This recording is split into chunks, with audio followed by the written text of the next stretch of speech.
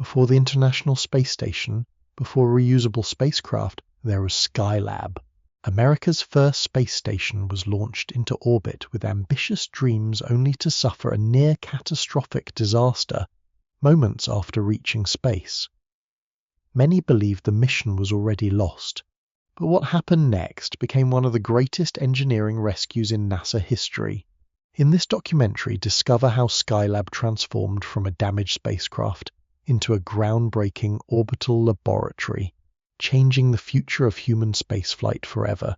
If you enjoy deep space documentaries and untold stories from the history of exploration, please take a moment to like this video, subscribe to the channel, and join us as we journey back to America's forgotten space station. This is the untold story of Skylab. In the years following the first journeys to the moon, Earth continues its steady movement through space beneath a growing network of satellites and spacecraft. The planet turns beneath bands of cloud, oceans reflect sunlight back towards space, and continents drift through cycles of day and night that have shaped life for immense spans of time. Far above the atmosphere, however, a new environment begins to attract sustained scientific attention. The region just beyond the protective layers of air is no longer viewed solely as a destination for brief visits. It increasingly becomes a place where people may remain for extended periods while conducting research and observation. The United States enters the 1970s with extensive experience in launching spacecraft supporting astronauts and operating complex missions beyond Earth. The Mercury program has demonstrated that humans can survive and function in orbit. The Gemini program has expanded those capabilities through rendezvous operations, long-duration flights, and spacewalks. The Apollo missions have carried astronauts to the moon and safely returned them to Earth. Together, these efforts create a large body of technical knowledge and practical experience. At the same time, the environment surrounding these achievements begins to change. The intense political competition that helped drive the race to the moon gradually loses some of its urgency. Large launch vehicles, manufacturing facilities, engineering teams, and scientific institutions remain active, yet many planners begin to consider how these resources might serve future goals. Attention shifts from reaching a distant destination toward learning how people can work effectively in space for longer periods. Earth itself provides many reasons for this transition. Seen from orbit, the planet presents an interconnected system of oceans, continents, clouds, ice, and atmosphere. Scientists increasingly recognize the value of observing these systems from above. Satellites already provide important information, but human observers possess flexibility that automated instruments often lack. Astronauts can adjust equipment, respond to unexpected events, and record observations in real time. The environment of low Earth orbit also offers opportunities that do not exist on the surface. In-orbit objects experience continuous free fall around Earth. This condition creates what is commonly called weightlessness. Materials behave differently in such surroundings. Fluids form unusual shapes. Biological systems respond in unexpected ways. Human bodies undergo changes that are only beginning to be understood. Researchers see the possibility of transforming orbit into a scientific laboratory unlike any found on Earth. The concept of an orbital station is not entirely new. For decades, engineers, scientists, and writers have imagined permanent structures circling Earth. Early proposals often appear ambitious and sometimes impractical given the technology available at the time. Yet many of the underlying ideas remain remarkably consistent. A station could provide a place where crews live and work for months rather than days.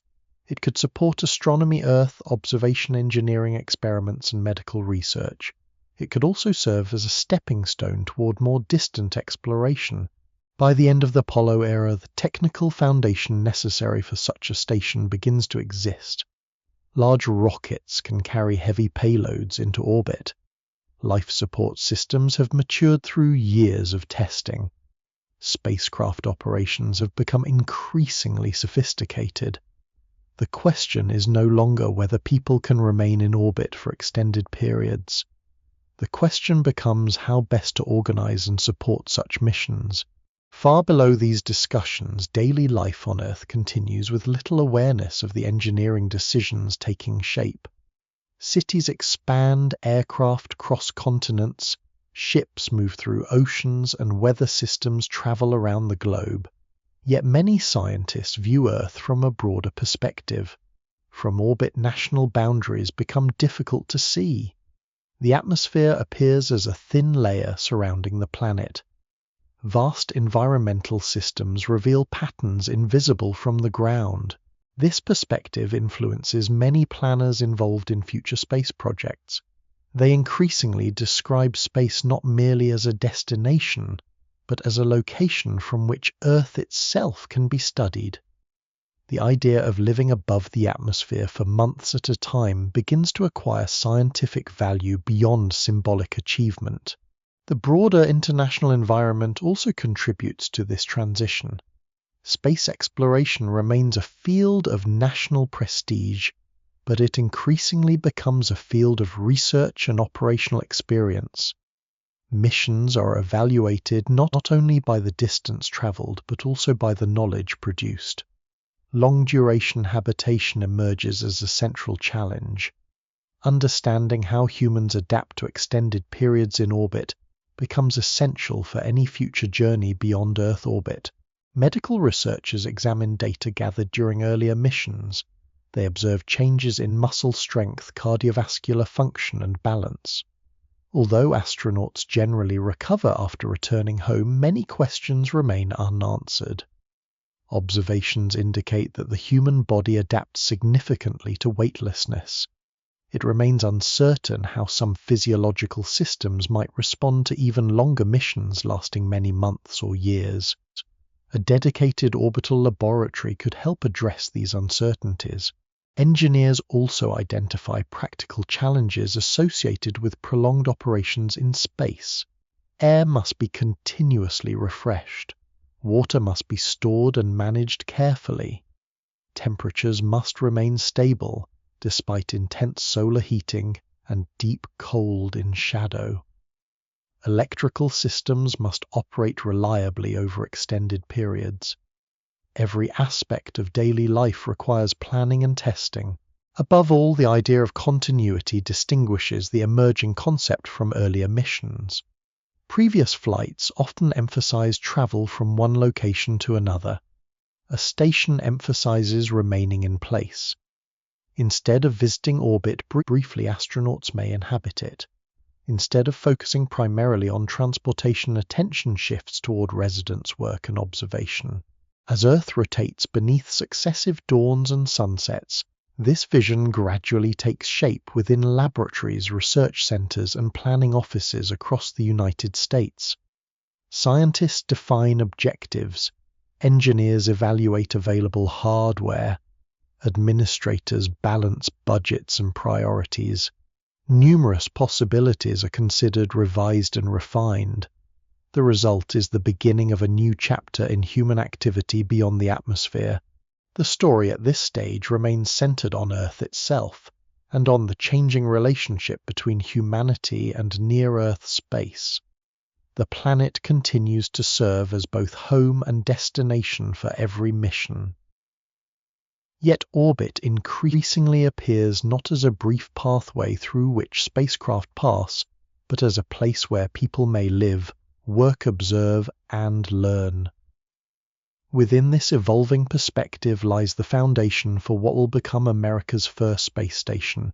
As planning continues within the United States space program, attention gradually shifts from the broad purpose of living and working in orbit toward the practical question of how such a station might actually be built. The environment around Earth remains unchanged. The planet continues its steady rotation beneath layers of atmosphere and drifting clouds. Launch complexes stand near coastlines. Manufacturing facilities continue producing spacecraft components. Yet within engineering offices, a more focused challenge begins to emerge. The resources created for the Apollo era remain available, and many specialists seek ways to adapt those resources to a new mission. The conclusion of the lunar landing program leaves behind one of the most powerful launch systems ever constructed. The Saturn V rocket possesses capabilities far beyond those required for most Earth-orbiting missions. Designed to send astronauts toward the moon, it can lift enormous masses into orbit. Engineers recognize that such lifting power creates opportunities unavailable during earlier decades of spaceflight. At the same time, economic realities influence every discussion. Building a completely new orbital station from the beginning would require substantial funding, years of development, and extensive testing. Many planners therefore look toward existing hardware. Rather than discarding technologies already proven during Apollo missions, they investigate methods for transforming them into the foundation of a long-duration laboratory. This approach gradually becomes known as the workshop concept. The term workshop reflects a practical vision. Instead of creating a station solely for habitation engineers, imagine a place where crews can actively perform research, maintenance, observation, and experimentation. Orbit becomes a working environment rather than merely a destination. Among the most important ideas under consideration is the possibility of converting components originally intended for lunar missions into habitable space. Large rocket stages contain substantial internal volume. During launch, these stages normally carry fuel and perform propulsion tasks before becoming unnecessary. Engineers begin to wonder whether such structures might be adapted into living and working areas after reaching orbit. The idea appears simple in broad outline, but involves considerable complexity. Rocket stages are designed primarily for strength, weight reduction, and fuel storage. Human habitation requires lighting, air circulation, temperature control workstations, sleeping areas, storage compartments, and numerous safety systems. Transforming a propulsion stage into a comfortable environment demands extensive redesign. Different approaches are evaluated. Some concepts involve launching empty stages and outfitting them after reaching orbit. Others involve preparing the interior on the ground before launch. Each method presents advantages and challenges. Empty structures provide greater flexibility, but require more assembly in space. Fully equipped structures simplify operations in orbit, but must survive launch conditions while already containing delicate equipment. As engineers study these possibilities, they draw heavily upon experience gained during Apollo development. Life support technology already exists in various forms. Electrical systems have demonstrated reliability. Navigation equipment has matured considerably.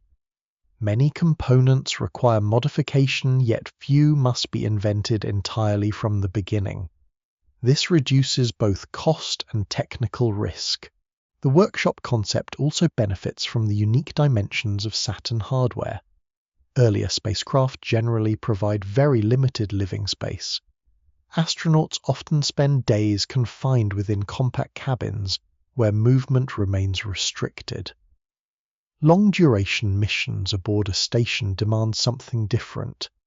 Crews require room to exercise, perform scientific tasks, store supplies, and move comfortably throughout the mission. Large rocket stages offer a solution. Their cylindrical structures create volumes far greater than those available in traditional spacecraft. Engineers begin envisioning interior arrangements that resemble laboratories more than capsules. Work areas can be separated from sleeping quarters. Equipment can be distributed efficiently. Scientific instruments can be installed without overwhelming the available space.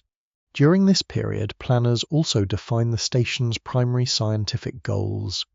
Solar research emerges as a major priority. The sun influences Earth's environment in countless ways, yet many aspects of solar activity remain poorly understood. Observations from above the atmosphere promise clearer views than those available from ground-based instruments. Earth observation becomes another important objective. From orbit, astronauts may study weather systems, geological formations, oceans, vegetation, and environmental changes across large regions. The ability to combine human observation with specialized instruments appears particularly valuable. Medical research receives similar attention. Extended missions offer opportunities to examine how the human body responds to life in orbit over weeks and months. Earlier flights have revealed significant physiological changes, but much remains unknown. A dedicated station could provide a stable platform for gathering detailed data. As these goals accumulate, the workshop concept evolves from a simple engineering proposal into a comprehensive scientific program. Every design decision reflects a balance between available resources and desired capabilities. Engineers seek maximum usefulness while minimizing development costs.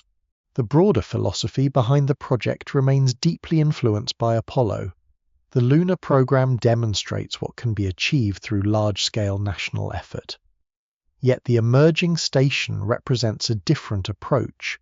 Apollo emphasizes travel exploration and brief operations at distant destinations. The workshop concept emphasizes permanence, efficiency, and sustained investigation. Technical studies continue throughout the late 1960s and early 1970s. Structural analyses examine how modified rocket stages will behave in orbit. Environmental systems undergo review. Interior layouts are revised repeatedly. Safety considerations remain central. Fire prevention, emergency procedures, and system redundancy receive careful attention. Gradually, a preferred configuration begins to emerge. Rather than assembling numerous separate modules in orbit, planners favor a design that launches largely complete. This approach reduces operational complexity and takes advantage of Saturn V lifting capacity. A substantial orbital laboratory can be placed into space in a single launch. The resulting concept reflects years of accumulated experience. It combines proven Apollo technology with new objectives focused on long-duration habitation and scientific productivity. The station is no longer merely an abstract vision discussed in studies and reports. It is becoming a practical engineering project supported by existing hardware, established expertise, and clearly defined research goals. Beneath these developments, Earth continues its familiar rhythms. Seasons change across continents. Ocean currents flow through vast basins. Weather systems circle the globe. Yet within engineering centers and research institutions, a different kind of environment is taking shape. The workshop concept transforms the tools of lunar exploration into the foundation of an orbital laboratory. What once serves primarily as transportation now begins to evolve into a place where human presence in space can endure for months at a time. The workshop concept gradually advances from a collection of engineering studies into a physical design. Within research centers, manufacturing facilities, and testing laboratories, attention turns toward the structure that will eventually become Skylab. The focus is no longer the general idea of an orbital laboratory, nor the question of whether existing Apollo-era hardware can be adapted for such a purpose. The focus now rests on the station itself. Engineers examine its shape, internal arrangement, operational requirements, and scientific capabilities. Every decision seeks to transform a modified rocket stage into a place where people can live and work productively for months at a time. The station is designed around a large cylindrical structure known as the orbital workshop. This section forms the central living and working area of the future laboratory. Unlike earlier spacecraft, which confine astronauts within relatively small cabins, the orbital workshop provides a surprisingly spacious interior. Its dimensions are made possible by the large diameter of the Saturn hardware from which it is derived. Inside this volume, engineers envision an environment that differs significantly from previous American spacecraft. Apollo missions demonstrate remarkable technical achievement, but astronauts spend much of their time in compact surroundings where nearly every movement must be planned carefully. Skylab aims to support missions lasting many weeks and eventually several months. Such durations require a more comfortable arrangement. The interior is organized into functional areas. Equipment occupies designated sections. Storage compartments hold food, scientific supplies, maintenance tools, and personal items. Workstations allow astronauts to conduct experiments and monitor systems. Areas are reserved for sleep, exercise, hygiene, and daily routines. Although the environment remains highly technical, it is intentionally designed to support ordinary human activities as effectively as possible within orbit. Weightlessness influences every aspect of this planning. On Earth, floors, walls, and ceilings possess obvious meanings because gravity establishes a consistent direction. Inside Skylab, those distinctions become largely arbitrary. Astronauts can move through the station in multiple directions. Surfaces that appear vertical in engineering drawings may function as pathways once the station reaches orbit. Designers therefore consider how orientation cues, lighting arrangements, and equipment placement can help crews navigate comfortably. Attention also turns toward habitability. The term habitability refers to how well a living environment supports human needs and performance. Engineers recognize that psychological comfort contributes significantly to mission success. Long-duration crews require more than air, water, and food. They also benefit from personal space-organized surroundings and opportunities for movement. Skylab's relatively large interior volume allows designers to address these concerns more effectively than previous spacecraft permit. Connected to the orbital workshop is an airlock module. This section serves as a controlled passage between the station interior and the vacuum of space. Through the airlock, astronauts can conduct spacewalks while minimizing the loss of internal atmosphere. Airlocks had been used previously during Gemini and Apollo missions, but their role becomes particularly important in a station intended for extended operations. Another major component is the multiple docking adapter. This structure provides attachment points for visiting spacecraft. Crews traveling to and from the station will arrive aboard Apollo spacecraft launched separately. The docking adapter allows these vehicles to connect securely with the station. It also creates additional working volume and supports scientific equipment. Above the docking adapter sits one of Skylab's most important scientific elements, the Apollo telescope mount. Despite its name, this facility is not intended for observing distant stars in the traditional astronomical sense. Instead, it is designed primarily for studying the Sun. Specialized instruments will examine solar activity across wavelengths that are difficult or impossible to observe clearly from Earth's surface, because the atmosphere absorbs much of this radiation. The placement of these components reflects careful planning. Living areas, operational systems, and scientific facilities must function together as an integrated whole. Astronauts need efficient access to equipment. Maintenance tasks must remain manageable. Scientific observations require stability and precision. Every structural element contributes to the station's broader mission. Electrical power presents another essential consideration. A station operating continuously in orbit requires a reliable source of energy. Engineers incorporate solar panels designed to convert sunlight into electricity.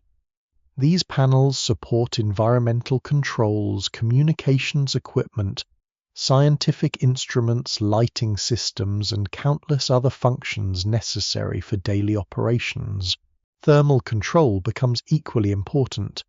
Space presents extreme temperature conditions, Surfaces exposed to direct sunlight can become very hot, while shaded regions can become extremely cold. Skylab requires systems capable of maintaining a stable internal environment despite these external variations. Insulation, reflective materials, radiators, and active control systems work together to regulate temperatures throughout the station. Communication systems are integrated into the design as well. Crews must remain connected with mission controllers on Earth. Scientific data must be transmitted to ground stations. Operational instructions, engineering assessments, and medical information must flow reliably between orbit and the surface. The station therefore incorporates antennas, transmitters, receivers, and supporting electronics capable of sustaining continuous communication. Safety considerations influence nearly every design choice. Engineers study fire hazards, equipment failures, atmospheric contamination, and emergency procedures. Redundant systems are included where practical. The goal is not merely to create a functioning laboratory, but to ensure that crews can respond effectively if problems arise during long missions. Throughout this development process, extensive testing takes place on Earth. Components are subjected to vibration temperature extremes, vacuum conditions, and operational simulations. Engineers evaluate performance repeatedly. Adjustments are made as new information becomes available. The station evolves through countless refinements before reaching its final form. By the early 1970s, Skylab exists not only as an idea, but as a tangible structure taking shape through manufacturing and assembly. Its design embodies lessons learned from Mercury, Gemini, and Apollo, while introducing capabilities never before available to American astronauts. The station is intended to be both home and laboratory, workplace, and observatory. Every compartment, connection, and system reflects the central challenge of supporting sustained human activity in orbit. Within the boundaries of its cylindrical walls, engineers attempt to create an environment where scientific discovery and daily life can coexist. The result is a structure unlike any previous American spacecraft. It remains firmly rooted in the technologies of the Apollo era, yet its purpose points toward a different future.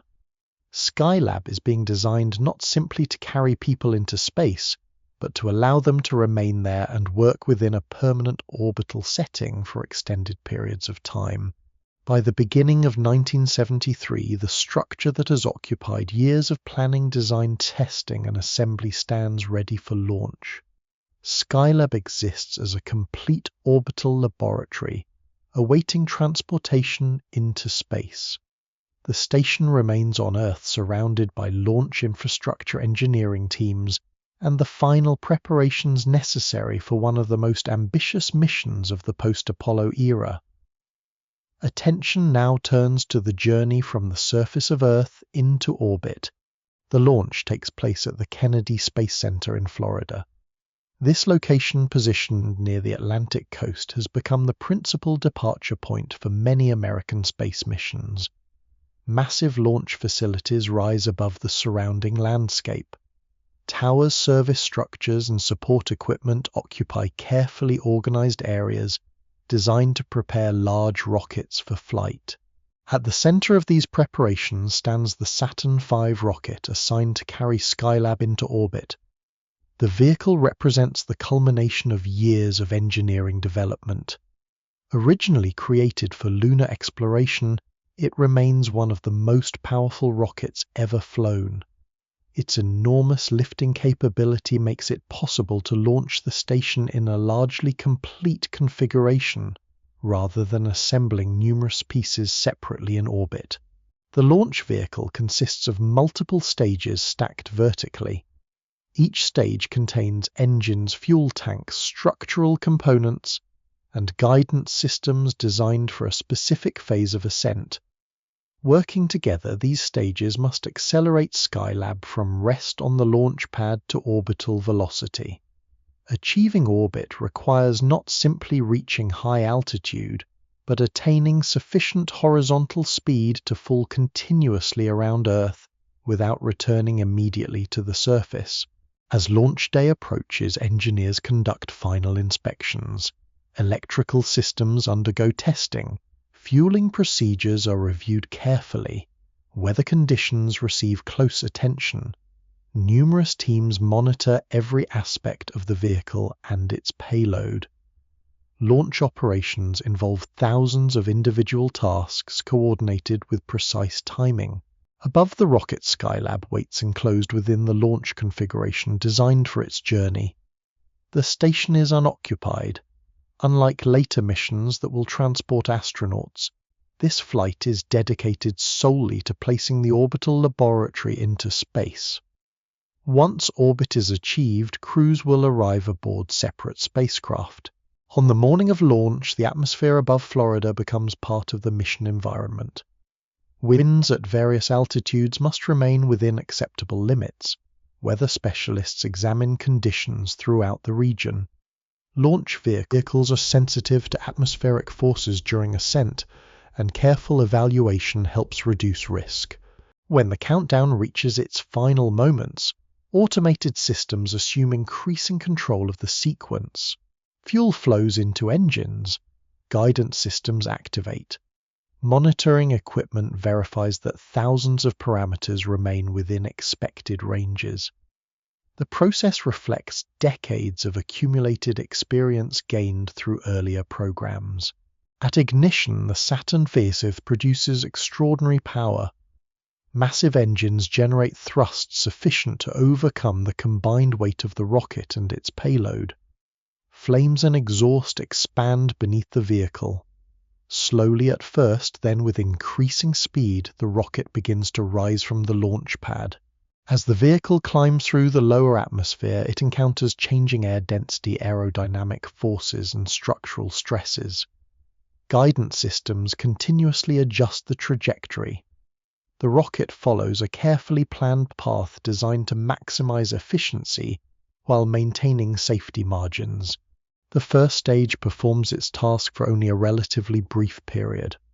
Consuming enormous quantities of fuel, it provides the initial acceleration required to leave the launch area and gain altitude. Once its fuel supply is exhausted, the stage separates from the vehicle and falls away. The remaining stages continue the ascent. Higher in the atmosphere, air resistance decreases significantly. The second stage assumes responsibility for further acceleration. The vehicle continues gaining speed while following a trajectory that gradually transitions from a mostly vertical climb toward a more horizontal path. This shift is essential because orbit depends primarily on velocity around Earth rather than distance above it. Eventually, the second stage also completes its work and separates. The final stage continues accelerating Skylab toward orbital conditions. Throughout the ascent, guidance computers monitor position, velocity, and orientation. Corrections are made continuously to ensure that the station reaches the intended orbit. Below Earth begins to appear increasingly distant. Coastlines, clouds, and ocean surfaces become visible across broader areas.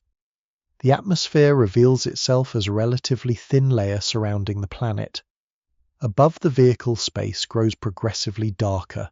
After the final propulsion phase concludes, Skylab separates from the launch vehicle and enters orbit around Earth. The station now travels at a speed sufficient to remain in continuous free fall around the planet. Instead of returning directly to the surface, it circles Earth repeatedly while remaining above the atmosphere. From an operational perspective, achieving orbit marks the completion of the launch mission. Yet it also marks the beginning of a new phase. Skylab must transition from launch configuration to operational laboratory. Various systems require activation. Electrical power generation must begin. Thermal control systems must function properly. Communications links with Earth must be established and maintained. Initial data received from the station indicate that orbit has been achieved successfully.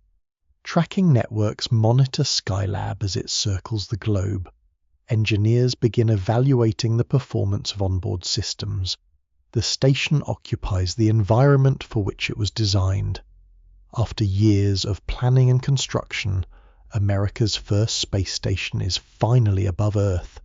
The achievement carries substantial significance. Never before has the United States placed such a large inhabited laboratory into orbit. Skylab represents a shift from exploration missions measured primarily in days toward operations intended to continue for months. The station embodies the accumulated knowledge of earlier programs, while opening new opportunities for scientific research and human habitation in space. As the laboratory completes its first circuits around the planet, Earth rotates steadily below. Oceans, deserts, mountains, forests, and clouds pass beneath the station's path. From orbit, the planet appears much as it always has. Yet within this new artificial structure circling above the atmosphere, a different environment has been created. Skylab has arrived in space, ready to begin its operational life. Soon after Skylab reaches orbit, engineers on Earth begin examining the stream of information arriving from the station. Tracking networks monitor its position. Communication systems relay telemetry describing temperatures, electrical performance, structural conditions, and the status of numerous onboard components. At first, attention focuses on routine verification. After any launch, specialists carefully confirm that equipment has survived descent and that systems are functioning as expected. Within a relatively short time, however, the data reveal that Skylab has suffered serious damage during launch. The station has been designed to operate within a challenging thermal environment. Orbit around Earth repeatedly exposes spacecraft to intense sunlight and deep shadow. During direct solar exposure, surfaces can absorb substantial amounts of heat. Without adequate protection, internal temperatures may rise beyond acceptable limits. Sensitive equipment can be damaged, stored materials can deteriorate, and living conditions may become unsafe for future crews. To manage these conditions, Skylab includes a protective structure known as a micrometeoroid shield. Its primary purpose is to help protect the station from tiny particles traveling through space at very high speeds. At the same time, the shield contributes significantly to thermal control by helping regulate the effects of solar heating. Analysis of the early telemetry indicates that this protective shield has not survived the ascent intact. Investigations conducted during the first hours and days after launch suggest that aerodynamic forces encountered during passage through the atmosphere have caused the shield to separate from the station. The exact sequence of events becomes clearer as engineers study available data. Evidence indicates that the shield is torn away during ascent, exposing portions of the station that were never intended to face direct solar radiation without protection. The consequences extend beyond the loss of the shield itself. One of Skylab's two primary solar panel assemblies is also damaged. During the launch disturbance, structural elements shift unexpectedly. A solar panel becomes trapped against the side of the station and cannot deploy normally. As a result, a substantial portion of the electrical power system is immediately compromised. The station now faces two interconnected challenges. The loss of thermal protection allows temperatures to rise inside the workshop. At the same time, reduced solar power limits the electricity available to operate cooling systems and other equipment. Engineers quickly recognize the seriousness of the situation. As Skylab circles Earth, sunlight repeatedly strikes the exposed surfaces. Internal temperatures begin increasing significantly. Certain areas reach levels far above those anticipated during normal operations. Electronic scientific instruments, food supplies, photographic materials, and other equipment face potential damage if the heating continues unchecked. Mission controllers begin taking emergency actions from the ground. Systems that are not immediately necessary are switched off whenever possible. Electrical loads are reduced to conserve power. Operational priorities shift from routine activation procedures toward preserving the station itself. The challenge is unusual because Skylab remains fundamentally intact as an orbital structure. The station has reached orbit successfully. Communications continue. Many onboard systems remain functional. Yet the damage threatens the ability of the laboratory to support future crews. Engineers gather in control centers and technical facilities across the United States. Specialists in structures, thermal systems, power generation, orbital operations, and spacecraft engineering begin analyzing the available evidence. Telemetry provides important clues, but the complete condition of the station cannot yet be observed directly. Much of the diagnosis depends upon careful interpretation of data transmitted from orbit. As temperatures continue rising, concern grows regarding the habitability of the workshop. Future astronauts must be able to live and work inside the station safely. Excessive heat could make normal operations impossible. Some materials can tolerate elevated temperatures for limited periods, while others may experience permanent degradation. Engineers must determine what has survived and what may have been affected. The loss of one solar panel further complicates the situation. Skylab has been designed with multiple power-generating surfaces to provide electrical redundancy and operational flexibility. With one panel missing and another trapped available, power falls far below planned levels. Every watt becomes valuable. Controllers carefully balance competing needs as they attempt to maintain critical functions. The damaged panel presents a particularly difficult problem. If it remains folded against the station, power production will remain severely limited. Yet no immediate method exists for freeing it remotely. The possibility of direct human intervention begins attracting serious consideration. Meanwhile, the station continues orbiting Earth approximately every 90 minutes. Daylight and darkness alternate repeatedly. During each exposure to sunlight, thermal conditions remain a central concern. Engineers monitor temperatures, constantly searching for signs that emergency measures are helping stabilize the environment. The situation illustrates an important reality of space operations. Even extensive testing on Earth cannot eliminate every risk. Launch environments involve enormous forces. Vibrations, aerodynamic pressures, acoustic energy, and structural loads interact in complex ways. Despite years of preparation, unexpected failures can still occur. Observations gradually confirm that many systems remain operational despite the damage. Communications equipment functions. Attitude control systems continue maintaining orientation. The station itself remains in orbit and structurally sound. These positive indicators provide a foundation upon which recovery efforts may be built. At the same time, uncertainty persists regarding specific equipment inside the workshop. Observations indicate that temperatures have exceeded planned limits in some areas. It remains uncertain during these early assessments exactly how individual components have responded to the prolonged heating. Only future inspections will provide definitive answers. As days pass, Skylab becomes both a damaged spacecraft and a test of engineering adaptability. The station represents years of effort and substantial national investment. Abandoning it would mean losing not only a physical laboratory, but also a major opportunity to study long-duration human activity in space. For the moment, however, the focus remains entirely on the damaged exterior and the environmental consequences that follow. The station circles Earth continuously beneath sunlight and shadow, carrying within its walls a scientific future that now depends upon understanding and overcoming the effects of a launch anomaly. Every orbit provides new data. Every transmission contributes to a clearer picture. The challenge is no longer building Skylab or launching it. The challenge is ensuring that it can survive and function in the environment it has finally reached.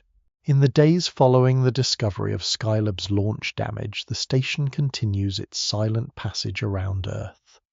From orbit, the laboratory appears largely intact. Its structure remains stable. Communications continue. Tracking networks maintain constant awareness of its position, yet the loss of thermal protection and the failure of part of the electrical power system remain critical concerns. The future of America's first space station now depends upon whether engineers and astronauts can restore a vehicle never designed to experience precisely these conditions. Across NASA centers, the atmosphere becomes one of concentrated problem solving. Specialists gather data from every available source. Telemetry streams are reviewed repeatedly. Structural models are examined. Thermal analyses are updated as new information becomes available. Teams compare expected performance with actual measurements from orbit. The objective is not merely to understand what happened during launch, but to determine how the station can be saved. One advantage quickly becomes apparent. Skylab was intended to receive human visitors. Unlike many satellites, it possesses docking facilities, living quarters, and access points that astronauts can use once they arrive. This capability creates opportunities unavailable for most spacecraft. Human crews may be able to inspect, repair, and modify the station directly. The first crewed mission already planned before launch suddenly acquires a new purpose. Rather than beginning routine scientific operations immediately, the astronauts will likely become repair specialists. Their mission profile must be revised. Procedures must be rewritten. New equipment must be designed, tested, and prepared within a limited period. Engineers begin searching for practical solutions to the overheating problem. The lost micrometeoroid shield cannot simply be replaced with an identical structure already waiting for launch. Any repair method must be compatible with the station's current condition and capable of deployment by astronauts working in orbit. Several concepts are examined. Some proposals involve extending reflective materials through access points in the station. Others consider structures that might unfold after installation. Every design must satisfy multiple requirements. It must reduce solar heating effectively. It must fit within available spacecraft volume. It must remain stable in orbit.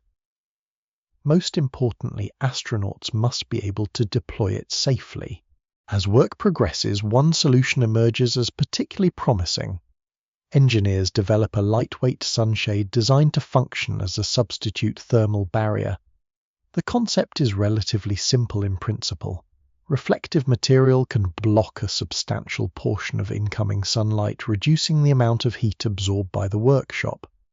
If positioned correctly, such a device may help restore acceptable internal temperatures. The design process proceeds rapidly but carefully. Ground tests evaluate deployment methods. Engineers examine how the material behaves when folded, compressed, extended, and exposed to simulated conditions. Procedures are refined repeatedly. What normally might require extended development must now be accomplished within a much shorter period. The trapped solar panel presents a second challenge. Even if temperatures can be controlled successfully, the station still requires adequate electrical power. One solar array remains functional, but available energy falls below intended operating levels. Releasing the jammed panel could dramatically improve the situation. Mission planners therefore begin preparing astronauts for both thermal repair and potential power restoration. Training sessions intensify. Crews study detailed station diagrams. Simulations recreate anticipated conditions. Every movement is analyzed. In orbit, opportunities for improvisation are limited by time, equipment, and safety constraints. Eventually, the date arrives for the first crewed Skylab mission.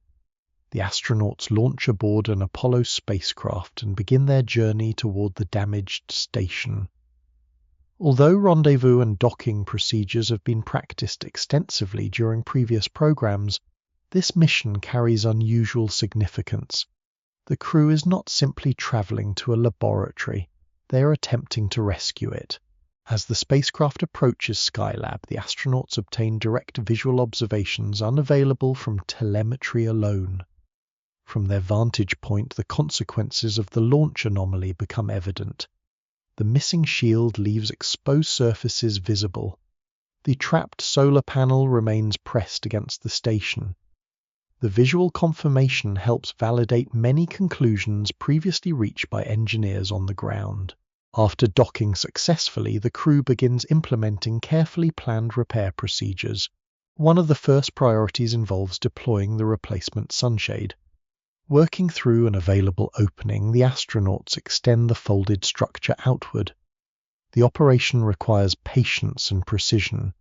In weightlessness, even lightweight materials behave differently than they do on Earth. Small movements can produce unexpected effects. Nevertheless, the deployment proceeds successfully. Once in position, the sunshade begins performing its intended function. By reflecting and blocking a portion of incoming solar radiation, it reduces heating of the exposed workshop surfaces. Temperature measurements gradually show improvement. Internal conditions begin moving toward acceptable operating ranges. This achievement represents a major turning point. Without thermal control, many planned activities would remain impossible. The successful installation demonstrates both engineering ingenuity and the value of human presence in orbit. Astronauts can perform tasks that would be extraordinarily difficult for automated systems, particularly when unexpected circumstances arise. Attention then turns increasingly toward the trapped solar panel. The repair effort requires an extravehicular activity commonly called a spacewalk. During such operations, astronauts leave the protective interior environment and work directly in space while connected to life support systems. Spacewalks had already become an important capability during Gemini and Apollo missions, but Skylab now presents a unique application. The crew carefully positions itself near the obstructed array. Mechanical forces holding the panel in place prove difficult to overcome. The structure is larger and more resistant than originally anticipated. Astronauts apply controlled effort while remaining mindful of safety and structural integrity.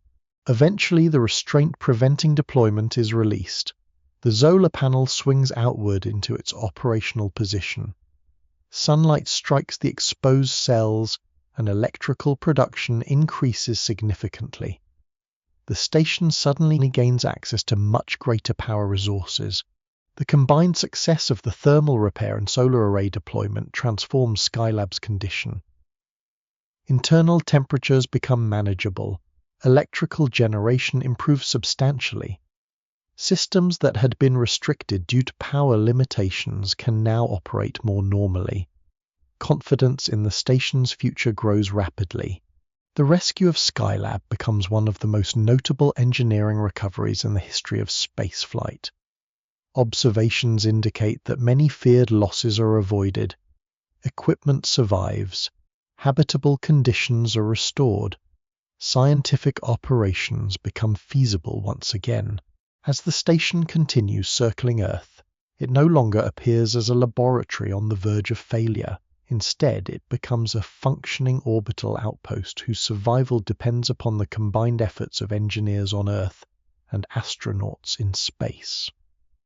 Through analysis, creativity training, and direct action, Skylab is given a second beginning above the atmosphere. With the major repair efforts completed and the station stabilized, Skylab begins operating as it was originally intended. The immediate crisis gradually gives way to a different reality. The laboratory is no longer defined primarily by damaged hardware or emergency procedures. Instead, attention turns inward toward the daily environment that astronauts experience inside the station. For the first time in American spaceflight, crews have access to a living and working volume large enough to support a sustained orbital lifestyle rather than a brief expedition. Inside the orbital workshop, the scale of the interior immediately distinguishes Skylab from earlier spacecraft. Compared with the confined cabins of Mercury, Gemini, and Apollo, the station feels remarkably spacious. Astronauts can move through multiple compartments, travel between different working areas, and conduct activities without constantly competing for limited room. The available volume changes not only how tasks are performed, but also how life in orbit is experienced. Weightlessness remains the defining feature of the environment. Every movement reflects the absence of gravity. Astronauts do not walk from place to place. Instead, they glide gently through the station, pushing lightly from handrails or structural surfaces. Motion becomes economical. A small force can carry a person across an entire compartment. Over time, these movements acquire a natural rhythm that differs greatly from ordinary motion on Earth. The station's interior layout takes advantage of this unique condition. Areas that would normally require floors and ceilings are organized in ways that make use of all available surfaces. Equipment is mounted on walls, overhead structures, and work panels. Storage lockers occupy locations that might seem unusual from an Earth-based perspective. In-orbit orientation is largely a matter of convenience rather than necessity.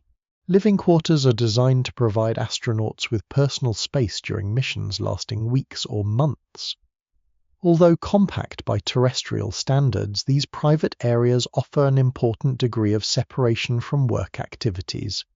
Crew members can sleep, store personal belongings, and spend quiet periods within their assigned spaces. Such arrangements support both comfort and psychological well-being during extended stays. Sleeping in orbit differs fundamentally from sleeping on Earth. Without gravity, there is no need for beds in the traditional sense. Astronauts secure themselves within sleeping accommodations to prevent drifting while resting. The sensation of lying down largely disappears because pressure from body weight is absent.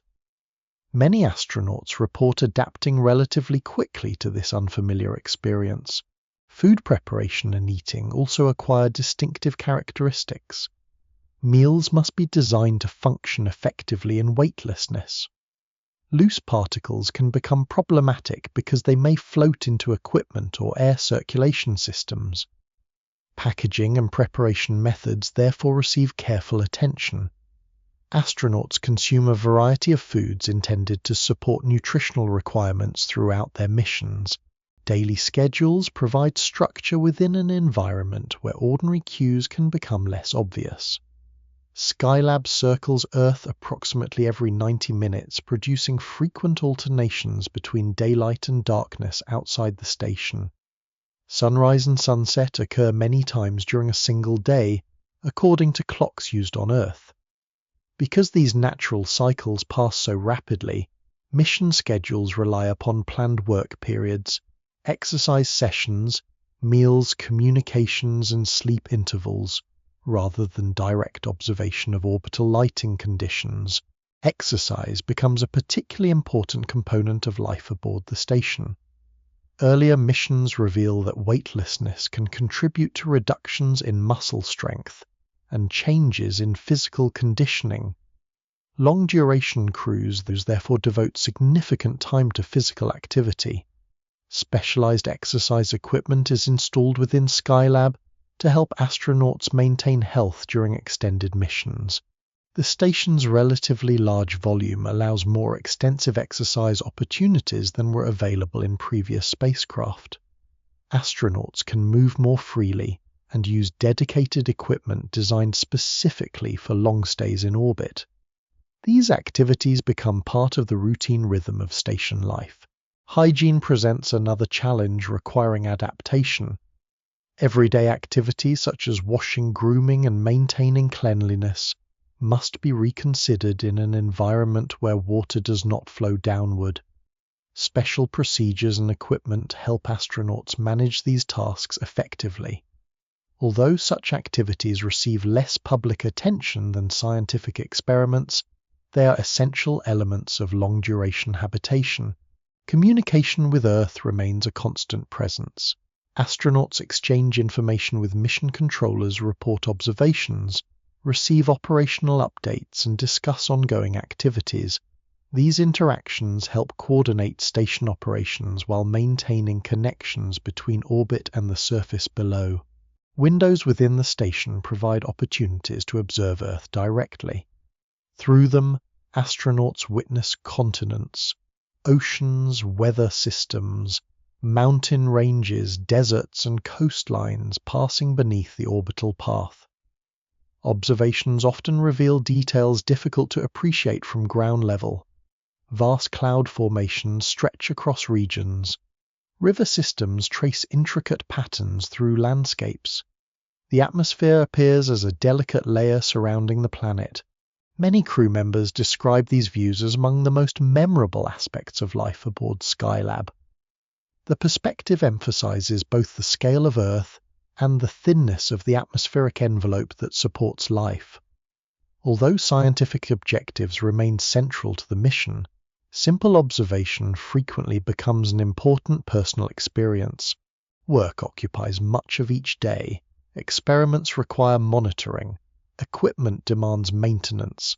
Scientific observations must be recorded carefully. Data are collected, organized, and transmitted to researchers on Earth. The station functions as a laboratory, and productive use of available time remains a priority throughout every mission. At the same time, life aboard Skylab gradually develops its own culture of adaptation. Tasks that initially seem unusual become routine.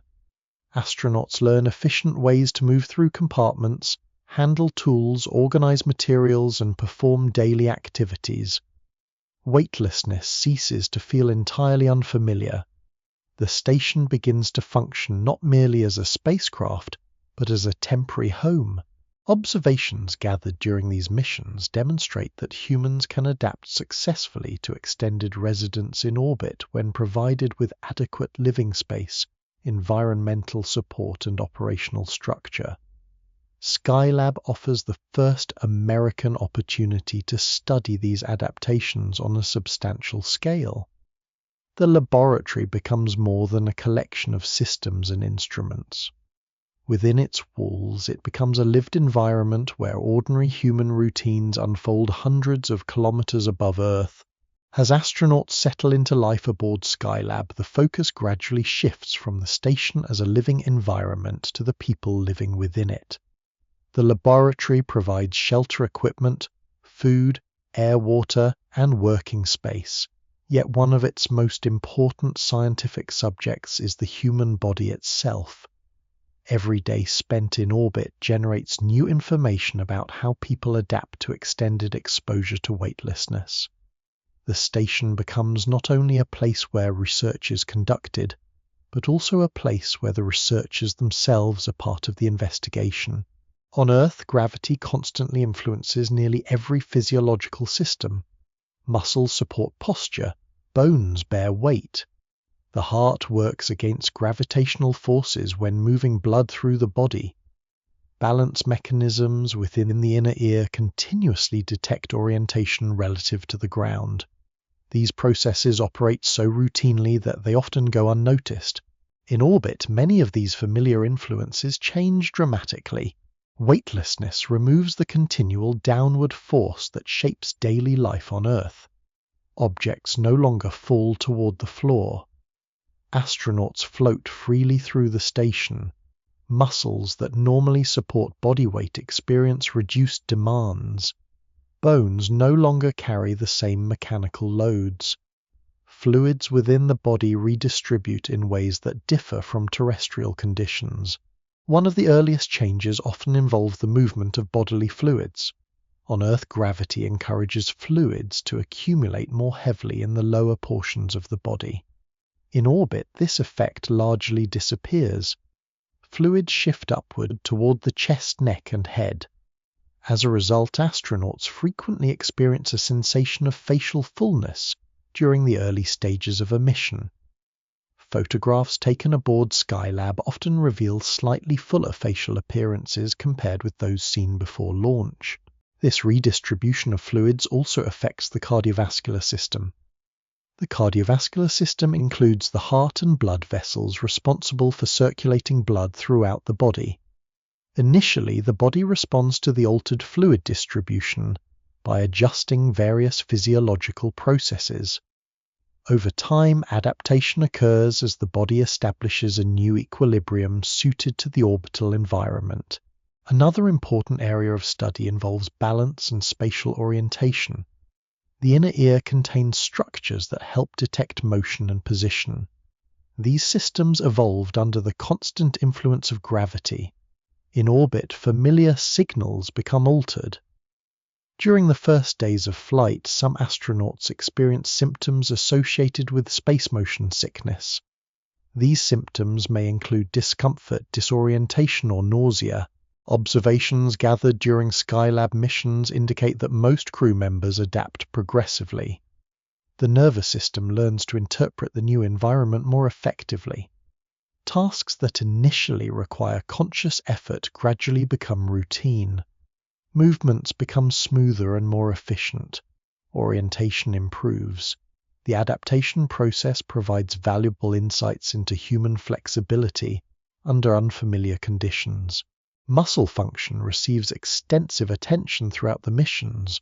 On Earth, muscles continually counteract gravity during standing, walking, and countless other activities. In weightlessness, many of these demands diminish significantly. Researchers therefore monitor changes in muscle strength and endurance carefully. Exercise equipment installed aboard Skylab plays a central role in these investigations. Astronauts follow structured exercise programs designed to maintain physical conditioning. Daily activity becomes an essential component of mission operations. Data collected during and after the missions help scientists evaluate the effectiveness of various exercise approaches. Bones represent another major area of interest. The human skeleton constantly undergoes remodeling, a process through which old bone tissue is replaced by new tissue. Mechanical loading contributes to maintaining bone strength. When such loading decreases substantially, physiological responses may occur. Measurements obtained during Skylab missions contribute to the growing understanding that prolonged weightlessness can influence bone mineral content. Researchers examine these changes carefully because they carry important implications for future long-duration spaceflight. Observations indicate measurable effects, though recovery often occurs after return to Earth. The precise rates and mechanisms continue to be investigated through subsequent research programs. Sleep patterns also become an important topic of study. Orbit introduces unique environmental conditions. Sunrises and sunsets occur frequently as the station circles Earth. Daily schedules are therefore organized according to mission clocks rather than natural light cycles. Researchers monitor sleep duration, sleep quality, and overall crew performance to better understand how humans adapt to this unusual setting. Psychological adaptation receives attention as well. Extended missions require astronauts to live and work within a relatively isolated environment for prolonged periods. Skylab provides significantly more room than previous spacecraft, which helps support comfort and morale. Nevertheless, researchers remain interested in understanding how individuals respond emotionally and cognitively to long-duration habitation. Observations indicate that structured schedules, meaningful work communication with Earth, and opportunities for personal time contribute positively to crew well-being. The station offers a valuable opportunity to study these factors under real operational conditions. Throughout the missions, astronauts participate in numerous medical examinations. Measurements of body mass, cardiovascular performance, physical strength, metabolic activity, and other physiological characteristics are collected regularly. Some investigations occur entirely aboard the station, while others involve comparisons conducted before launch and after landing. The resulting data becomes some of the most comprehensive information available at the time regarding long-duration human spaceflight. Earlier missions provide important foundations, but Skylab extends observations across significantly longer periods.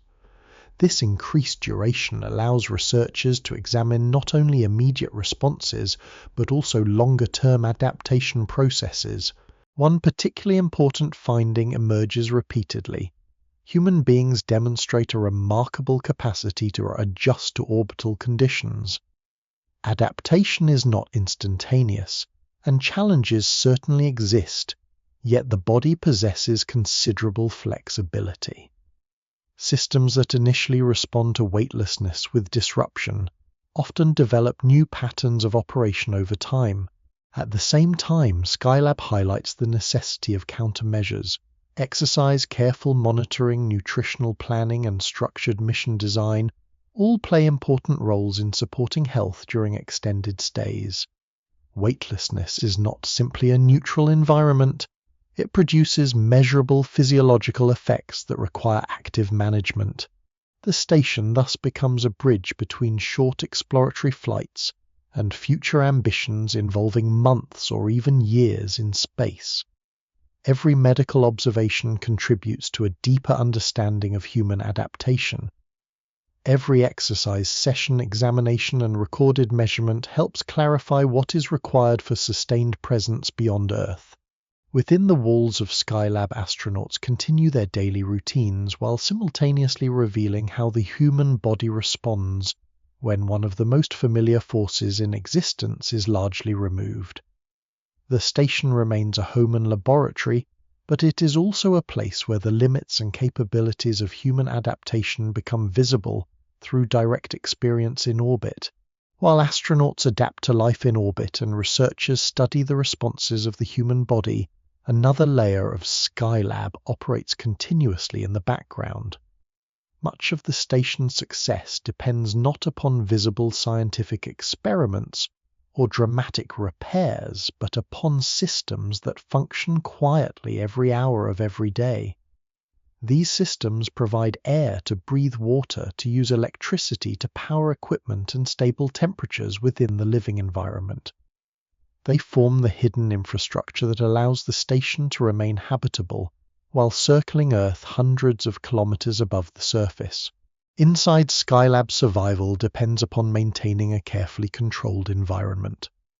Unlike Earth, where natural processes continuously replenish air moderate temperatures and support life, a spacecraft must create and sustain those conditions artificially. Every resource is limited. Every system must operate reliably. Engineers therefore design the station as an interconnected network in which many components support one another. Electrical power serves as one of the most fundamental requirements. Nearly every activity aboard Skylab depends upon electricity. Lighting systems illuminate work areas. Scientific instruments collect data. Communication equipment maintains contact with Earth. Environmental controls regulate internal conditions.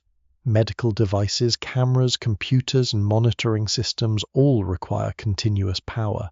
Following the successful deployment of the trapped solar panel during the rescue effort, Skylab regains much of its intended electrical capability. Solar arrays convert sunlight directly into electricity through photovoltaic cells.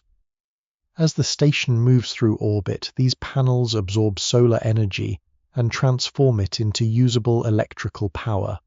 The process appears simple in principle, but requires careful management. Electricity generated during sunlight must be distributed efficiently among many competing systems. Storage equipment helps maintain operations during periods when the station passes through Earth's shadow. Controllers monitor power production, constantly ensuring that essential functions remain adequately supplied. Closely connected to the power system is the station's thermal control network. Space presents a challenging thermal environment because heat behaves differently in a vacuum. On Earth, air helps transfer heat through convection. The the movement of warm and cool fluids. In orbit, this process is largely absent outside the spacecraft. Heat must instead be managed through conduction within materials and radiation into space. Without effective thermal regulation, temperatures inside the station could fluctuate dramatically. Electronics function best within specific ranges. Scientific instruments often require stable conditions. Human comfort also depends upon maintaining moderate temperatures. Skylab therefore incorporates insulation, reflective surfaces, radiators, and active control mechanisms designed to balance heat gains and losses. The importance of these systems becomes especially clear after the launch damage discussed earlier. The replacement sunshade helps reduce excessive solar heating, but long-term habitability still depends upon the station's ability to regulate internal temperatures carefully. Engineers monitor thermal conditions, continuously adjusting operational parameters when necessary. Air management represents another critical function. Within the sealed environment of Skylab, astronauts consume oxygen and produce carbon dioxide through normal respiration. If left unchecked, carbon dioxide concentrations would gradually increase to unhealthy levels. Environmental systems therefore circulate the atmosphere and remove excess carbon dioxide while maintaining appropriate oxygen concentrations. Fans play an important role in this process. On Earth, warm air naturally rises and cool air sinks because of gravity. In weightlessness, such circulation patterns do not occur naturally. Without forced airflow, pockets of air with different compositions or temperatures could develop. Fans ensure that air moves continuously throughout the station, helping maintain a consistent environment. Humidity control is equally important. Human activities release moisture into the atmosphere through breathing, perspiration, food preparation, and hygiene. Excess humidity can lead to condensation equipment problems and discomfort. Environmental systems remove and manage moisture, helping maintain suitable living conditions. Water management requires careful planning as well. Astronauts need water for drinking, food preparation, hygiene, and various operational activities. Supplies carried into orbit are necessarily limited, making efficient use essential. Storage tanks, distribution systems, and monitoring equipment help ensure that water remains available where needed. Every liter of water transported into space represents valuable mass. Engineers therefore pay close attention to consumption rates and system efficiency. Although Skylab does not possess the extensive recycling capabilities developed for some later stations, careful resource management remains a central operational principle. Waste handling presents another practical challenge. Daily life inevitably generates waste materials that must be stored, processed, or managed safely. Procedures are developed to minimize contamination risks and maintain sanitary conditions. Such activities rarely receive public attention, yet they are essential to sustaining long-duration habitation. The station's atmosphere is also monitored for potential contaminants. Sensors and sampling procedures help detect unusual conditions that might indicate equipment malfunctions or material releases. Maintaining air quality is a continuous responsibility because even minor problems can become significant within a closed environment. Communication systems link all of these operations to Earth. Antennas mounted on the station transmit scientific data, engineering measurements, voice communications, and operational information. Ground controllers receive telemetry describing the status of countless components throughout the laboratory.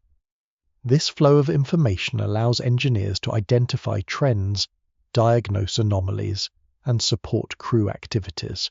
The attitude control system provides another vital capability. Attitude refers to the station's orientation in space. Skylab must maintain specific orientations to optimize solar power generation support, scientific observations, and manage thermal conditions. Control systems use sensors and actuators to adjust and maintain the desired orientation with precision. Every subsystem contributes to a larger whole. Electrical power supports environmental controls. Environmental controls protect equipment. Communication networks report system status. Orientation influences power generation and temperature management. The station functions as an integrated organism in which numerous components depend upon one another. One of the most important lessons emerging from Skylab operations is the value of redundancy and monitoring. Engineers cannot easily replace failed equipment in orbit. Reliability, therefore, becomes a fundamental design objective. Continuous observation helps identify developing issues before they become serious problems. To astronauts moving through the station each day, many of these systems remain largely invisible.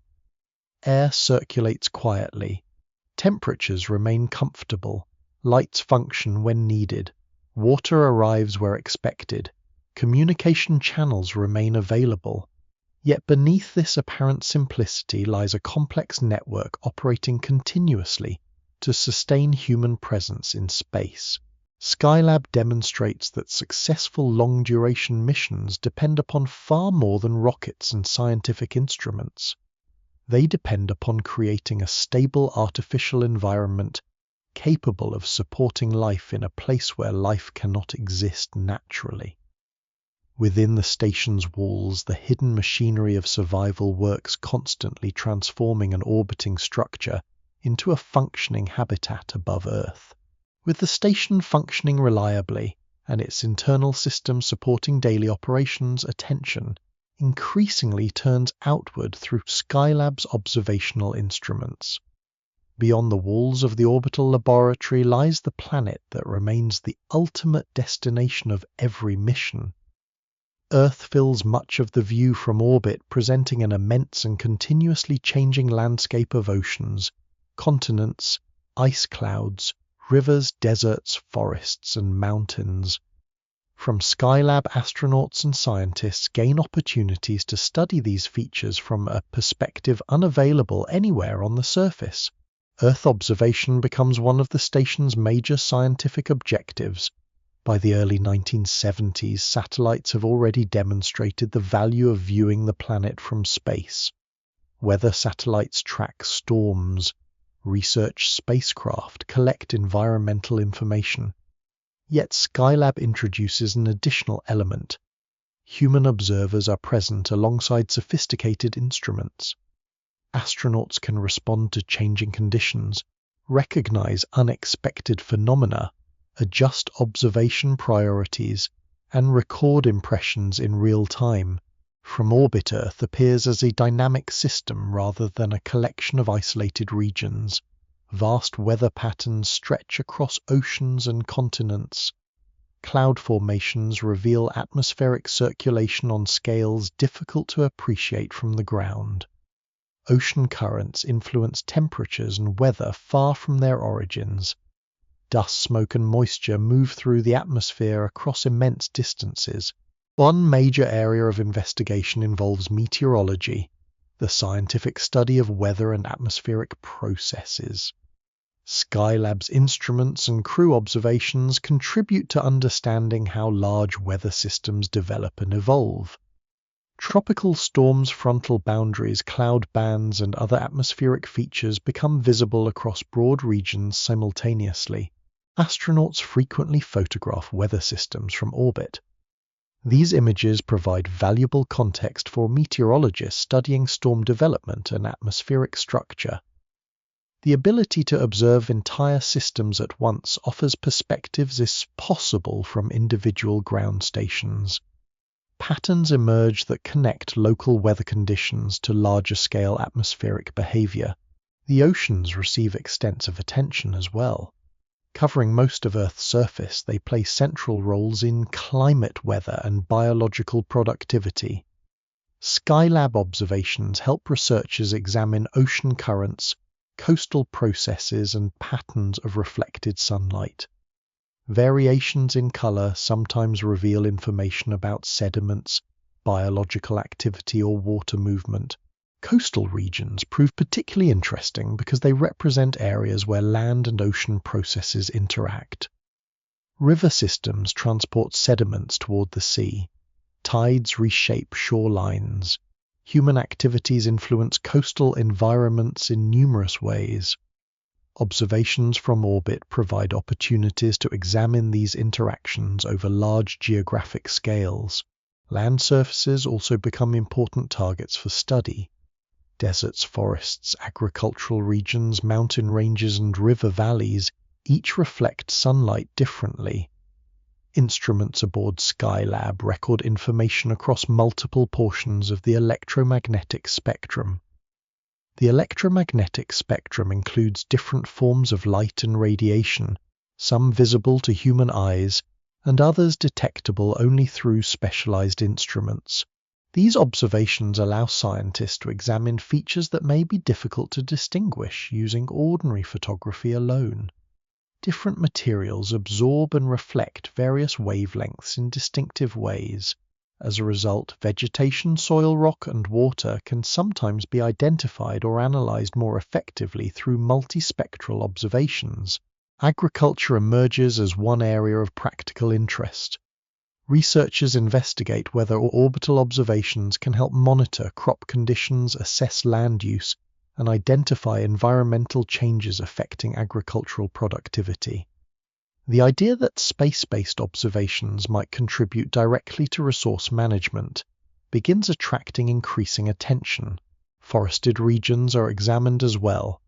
Large-scale views reveal patterns of vegetation distribution across extensive landscapes. Researchers study relationships between terrain climate and plant growth.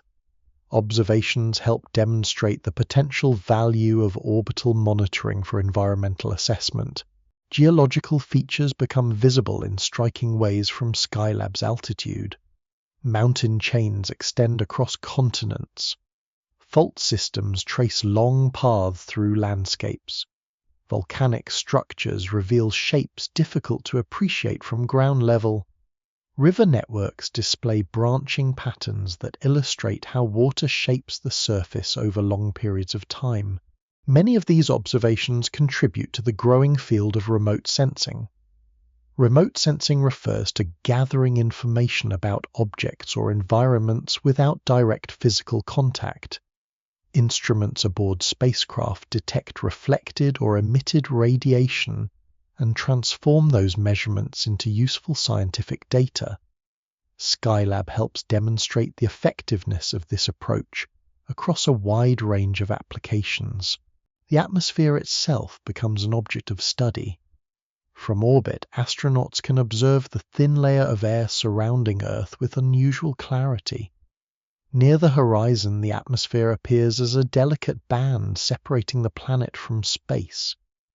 This perspective highlights how relatively thin the life-supporting envelope actually is compared with Earth's overall size. Observations of atmospheric haze, cloud structures, and large-scale circulation patterns contribute to understanding environmental processes operating across the globe. Scientists become increasingly interested in viewing Earth as an interconnected system in which atmosphere, oceans, land, and living organisms influence one another continuously. Human activities occasionally become visible from orbit as well. Urban areas stand out through distinctive patterns and reflected light. Agricultural development alters landscapes. Transportation networks create recognizable structures across regions. Such observations provide early examples of how space-based monitoring may contribute to studies of human influence on the environment. Astronauts themselves remain important participants in these investigations. Their ability to recognize unusual features, adjust cameras, and provide descriptive observations complements the automated instruments aboard the station. The combination of human judgment and technological capability becomes one of Skylab's unique strengths. Throughout the missions, vast quantities of imagery and measurement data are transmitted or returned to Earth.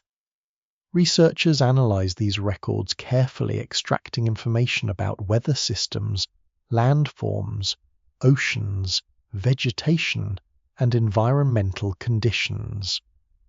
Many findings contribute to techniques and approaches later adopted by dedicated Earth observation satellite programs. From its position above the atmosphere, Skylab provides more than beautiful views of the planet below.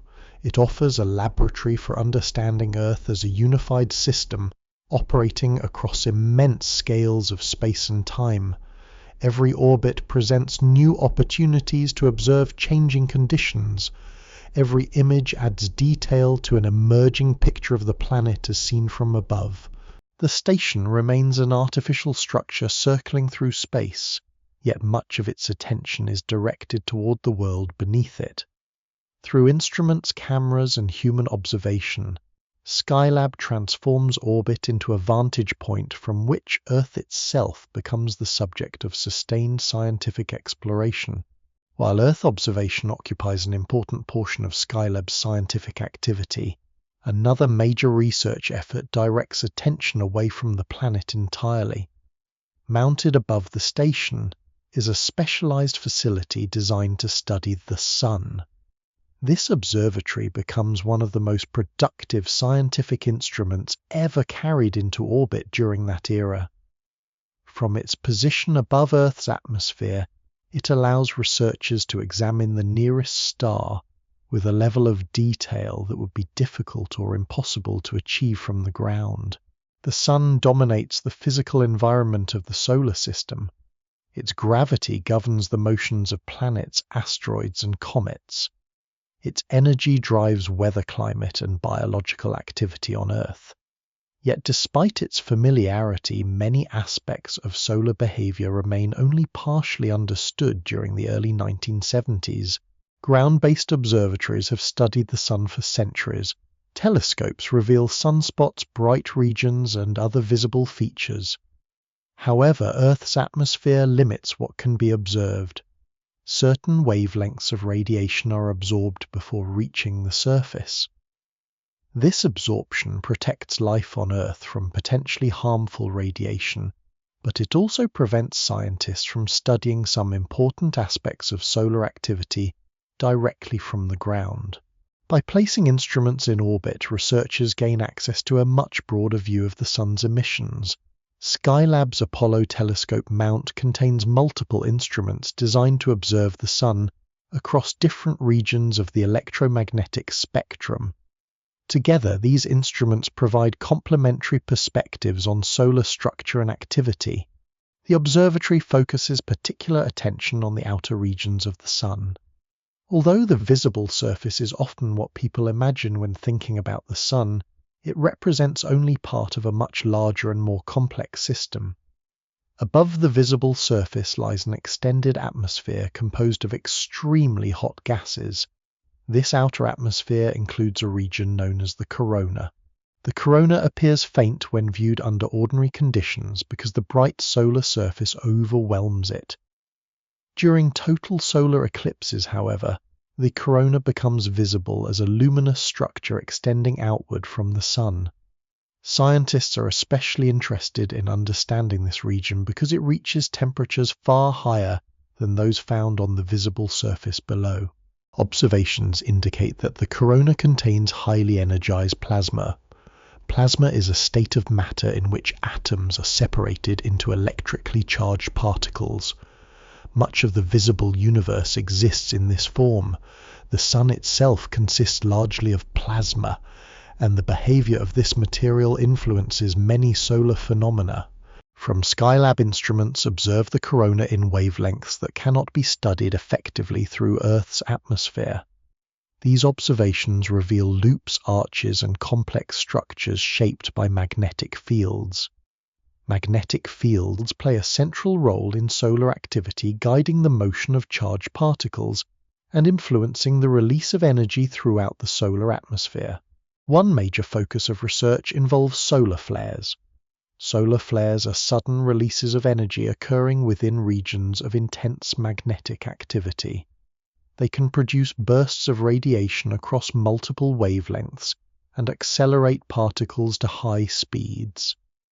Understanding how flares develop becomes an important scientific objective, because solar activity can influence conditions throughout the solar system. The observatory also studies prominences, large structures composed of relatively cool plasma suspended above the solar surface by magnetic forces. Some prominences remain stable for extended periods, while others erupt dramatically into surrounding space. Observing these features helps scientists examine the interactions between plasma and magnetic fields. Another important phenomenon under investigation is the solar wind. The solar wind consists of charged particles continuously flowing outward from the Sun into interplanetary space. This stream of particles interacts with planetary magnetic fields, contributes to space weather, and influences conditions throughout the solar system. Space weather refers to environmental conditions in space that are affected by solar activity. These conditions can influence satellites, communication systems, navigation technologies, and astronaut safety. During the Skylab era, understanding of space weather remains relatively limited. The station's observations therefore contribute valuable information regarding the mechanisms driving solar behavior. The Apollo telescope mount includes instruments capable of recording large quantities of data and imagery. Astronauts play an active role in operating the observatory. Unlike fully automated spacecraft, Skylab benefits from human judgment and flexibility. Crew members can adjust observation schedules, respond to unexpected events, and ensure that instruments remain functioning properly. Training for these tasks is extensive. Astronauts learn not only operational procedures but also fundamental aspects of solar physics.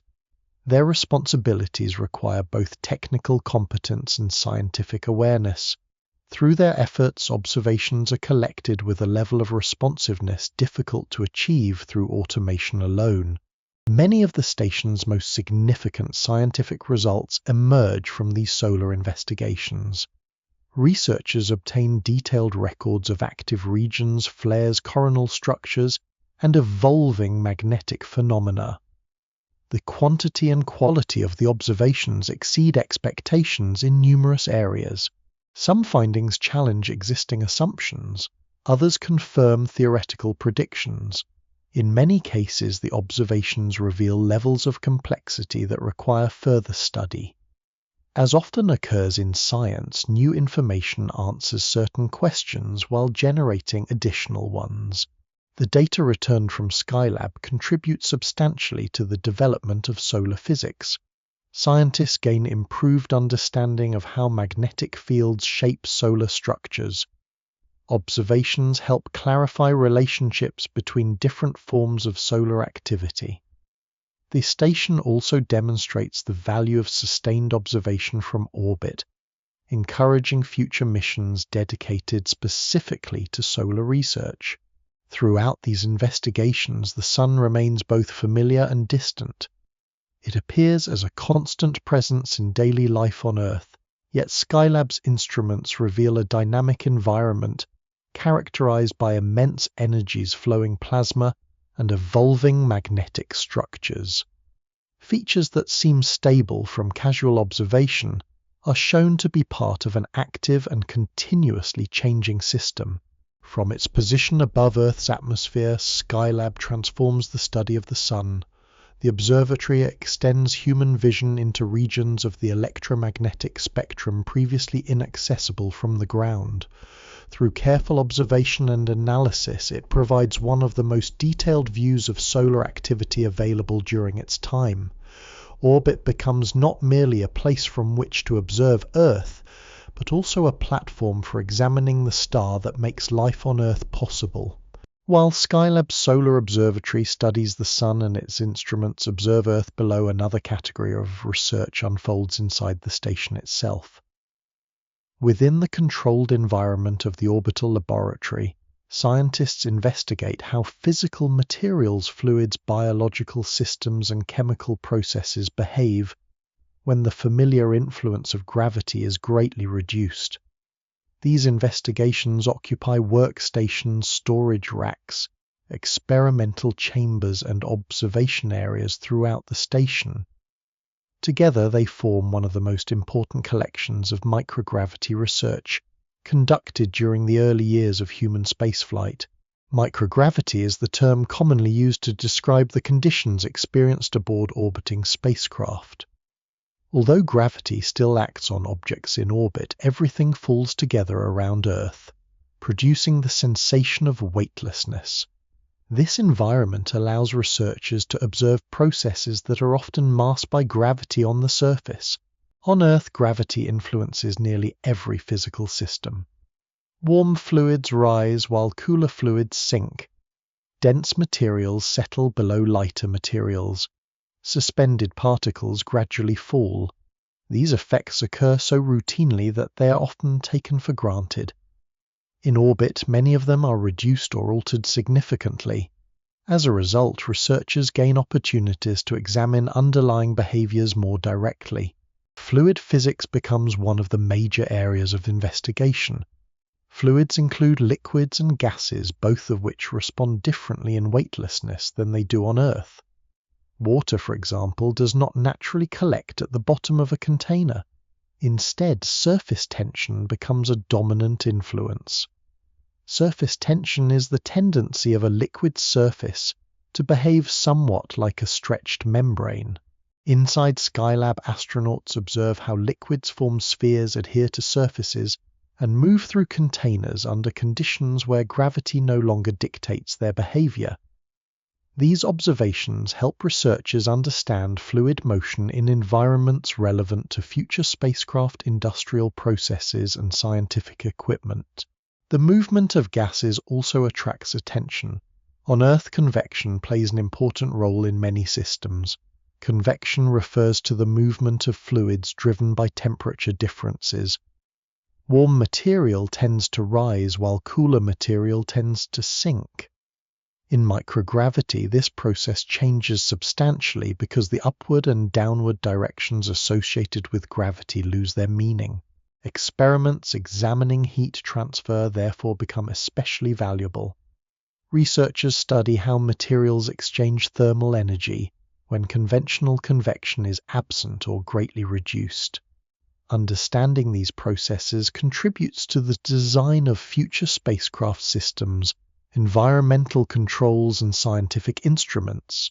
Material science represents another important field of investigation. Material science examines how substances are structured and how those structures influence properties such as strength, flexibility, conductivity, and durability. In weightlessness, researchers can observe aspects of material formation that may be difficult to study on Earth. Some experiments focus on crystal growth. Crystals form when atoms or molecules arrange themselves into highly ordered structures. Gravity can influence this process through sedimentation and convection within the surrounding material. In microgravity, these influences are reduced, allowing scientists to examine crystal development under different conditions. Researchers hope that such studies may improve understanding of fundamental physical processes and potentially contribute to advances in technology and manufacturing. Although many practical applications remain uncertain during the Skylab era, the experiments provide valuable scientific information regarding how crystals form and evolve. Metallurgical investigations also take place aboard the station. Metallurgy is the study of metals and their properties. Scientists examine how molten materials behave in microgravity and how solidification processes differ from those observed on Earth. Observations indicate that weightlessness can alter the distribution of components within certain materials, offering new opportunities for studying material behavior. Biological experiments occupy an equally important place within the research program. Living organisms have evolved under the constant influence of gravity. Removing or reducing that influence creates opportunities to examine how biological systems respond. Researchers investigate plants, microorganisms, cells, and physiological processes to better understand the role gravity plays in life. Some studies focus on growth patterns. Plants, for example, often use gravity as one cue when directing roots and stems. In orbit, researchers can examine how growth proceeds when this familiar environmental signal is altered. Such experiments help clarify the relationships between biological development and physical surroundings. Cellular processes also attract attention. Although many biological mechanisms continue functioning normally in orbit, subtle changes sometimes emerge. Researchers investigate how cells behave under microgravity conditions, seeking insights into fundamental biological organization and adaptation. Human physiology remains an important component of this broader biological research effort.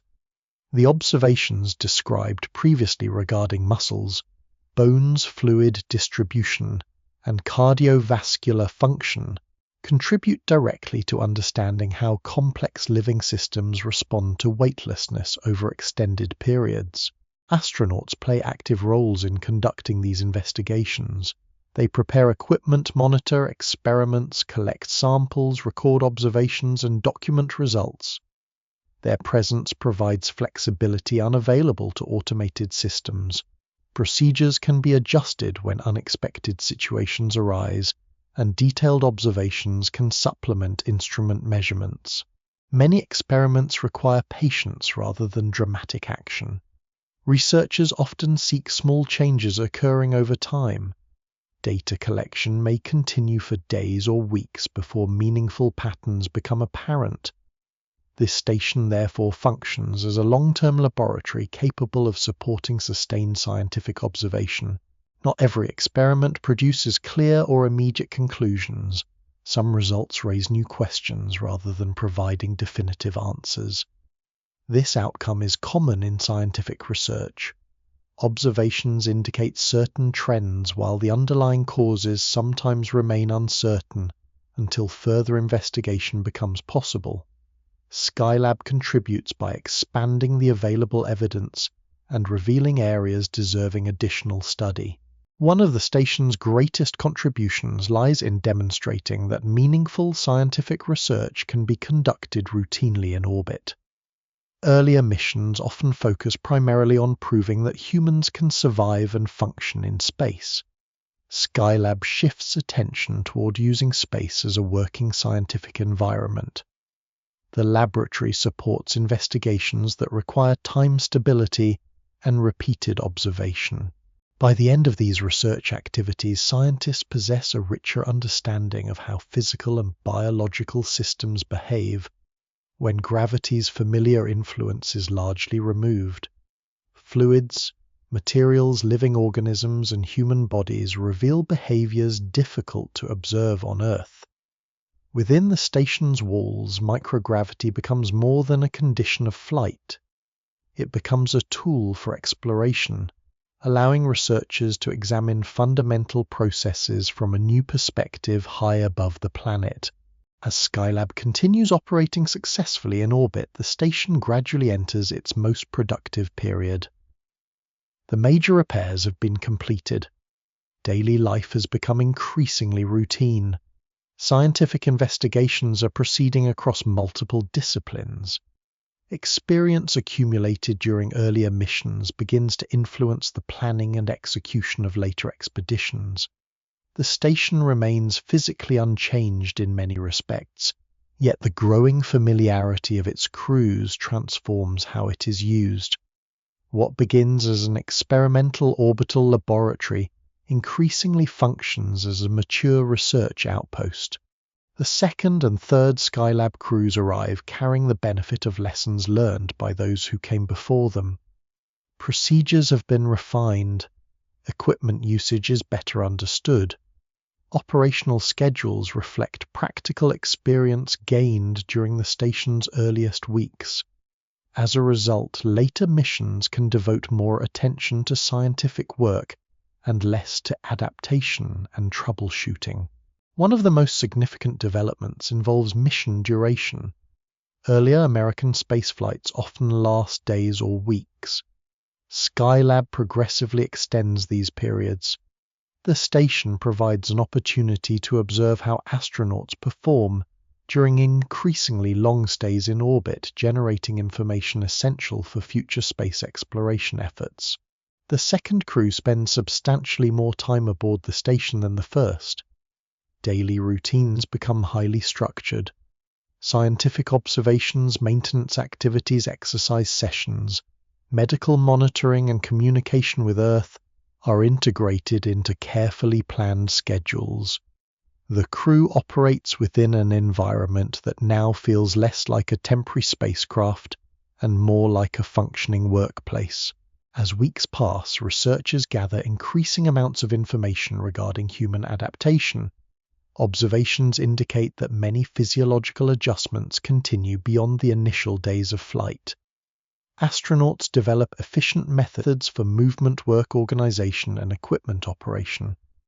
Tasks that might have seemed unusual during the earlier stages of orbital residence become normal aspects of daily life. The scientific return expands accordingly. Earth observation programs continue producing valuable imagery and environmental data. Weather systems are documented across large regions of the planet. Oceanic features, geological structures, vegetation patterns, and atmospheric phenomena are recorded with increasing detail. The combination of human observation and instrument-based measurement remains one of Skylab's distinctive strengths. Solar research also continues at a remarkable pace. The Apollo telescope mount remains one of the station's most productive scientific facilities. Astronauts monitor active regions on the Sun, track changes in solar structures, and collect observations across multiple wavelengths.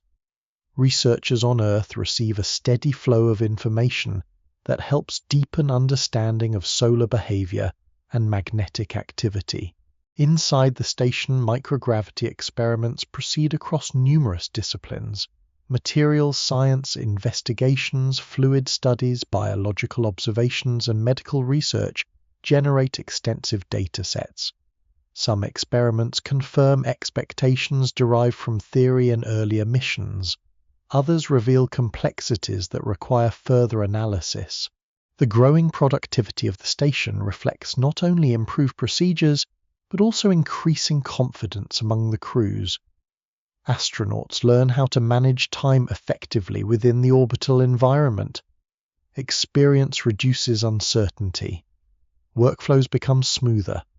Scientific opportunities can be pursued with greater efficiency. Yet long-duration missions are not without challenges. Extended residence in orbit places demands upon both individuals and operational systems. Equipment occasionally requires maintenance. Schedules must balance productivity with rest and exercise.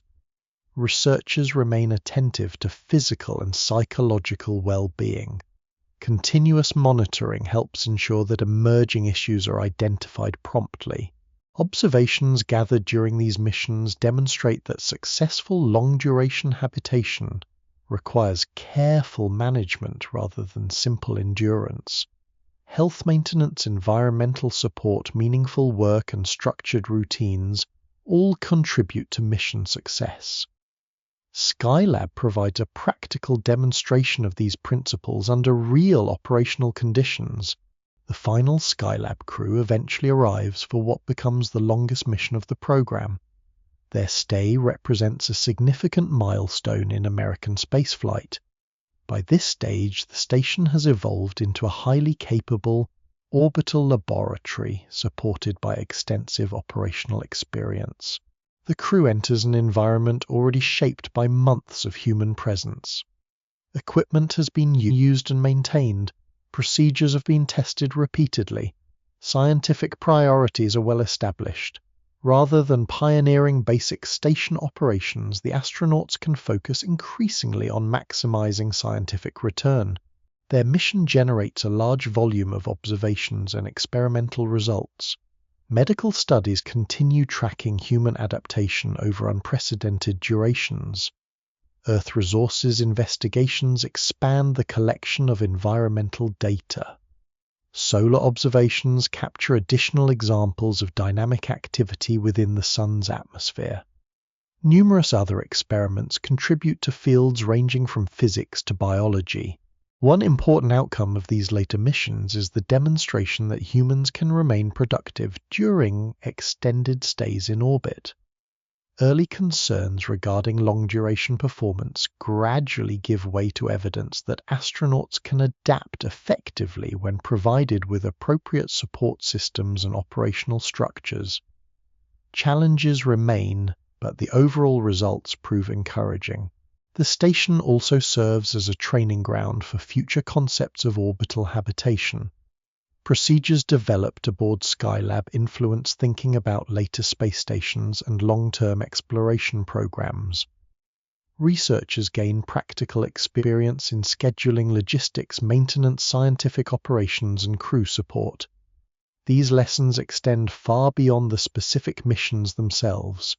Throughout this period, the laboratory continues circling Earth approximately every 90 minutes. Outside the windows, continents, oceans, deserts, forests, mountains, and cloud systems pass beneath the orbital path. Inside, crews pursue research programs that collectively represent one of the most ambitious scientific efforts ever conducted in space up to that time. By the conclusion of the final crewed mission, Skylab has far exceeded many initial expectations. Despite the severe launch damage that threatens the program at the beginning, the station becomes a remarkably productive scientific platform.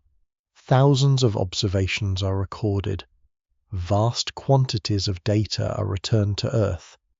Human adaptation to extended orbital residence is studied in unprecedented detail.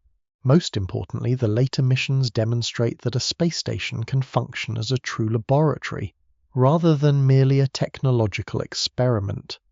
Skylab becomes a place where sustained scientific work is possible, where crews can live for months rather than days, and where orbit itself becomes an environment for continuous exploration. The station's greatest achievements emerge not from a single dramatic event, but from the accumulation of countless observations, experiments, and daily activities carried out steadily over time above Earth.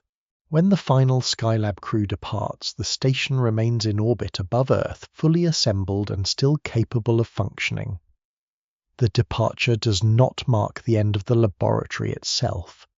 Instead, it begins a new phase in which Skylab continues circling the planet without human occupants. For the first time since the arrival of the initial crew, the station becomes silent. Its compartments, workstations, sleeping areas, exercise equipment, and scientific facilities remain in place, but no astronauts move through its interior. The laboratory becomes an unoccupied outpost suspended above the atmosphere. Before leaving, the crew prepares the station carefully. Equipment is secured. Systems are configured for long-term unattended operation. Valuable data and materials are returned to Earth. Engineers hope that Skylab may someday receive new visitors. The station is not abandoned in the ordinary sense.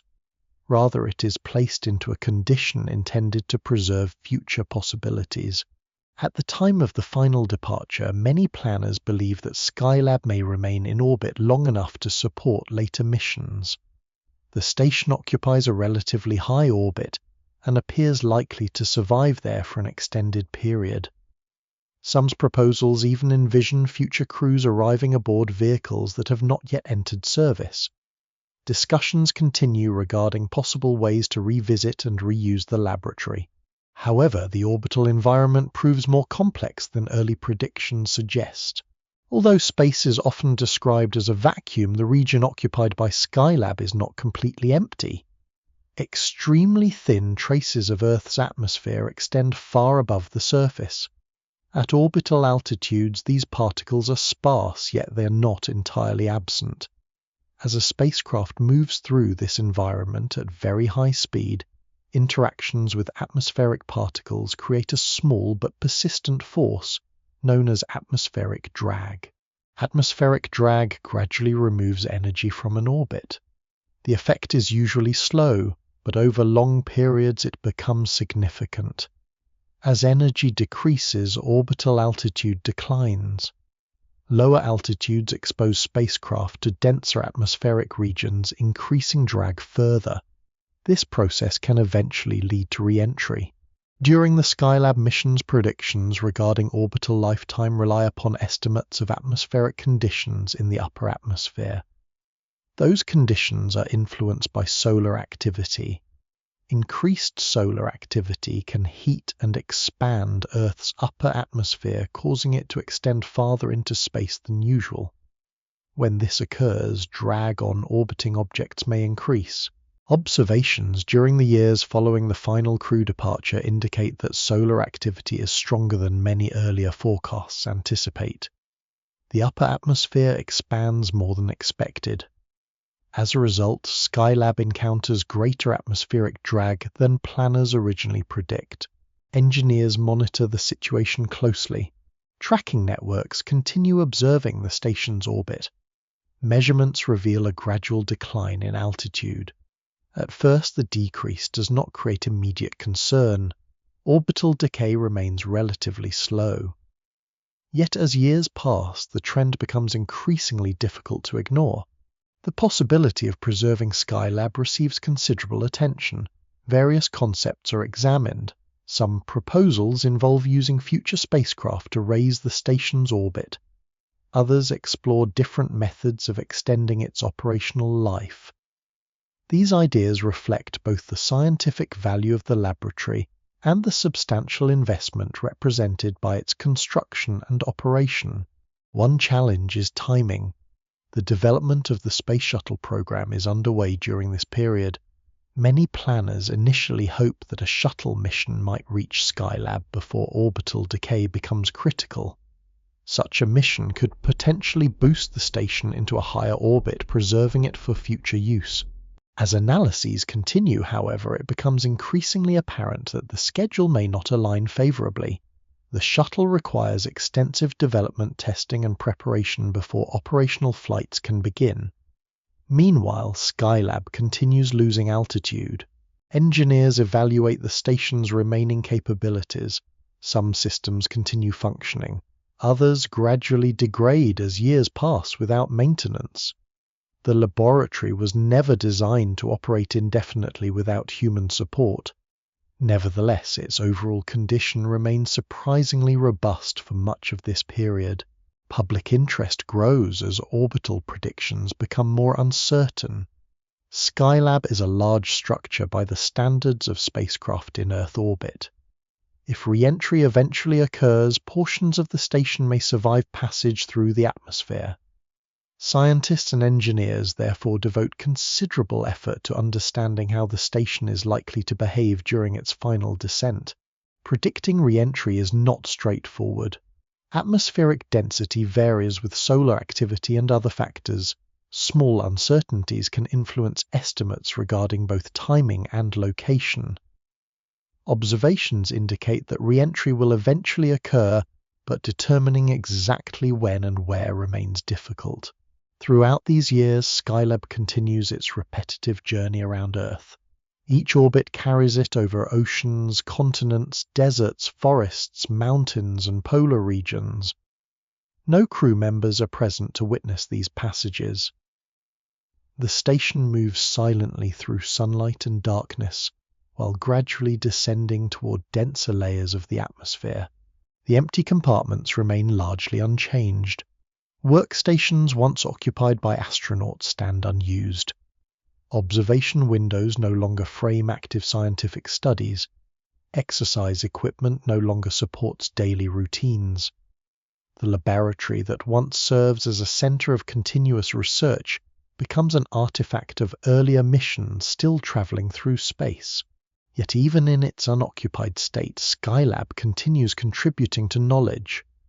Its orbital behavior provides information regarding atmospheric drag and spacecraft longevity. Engineers study its gradual decay and refine models used to predict the evolution of other satellites and stations.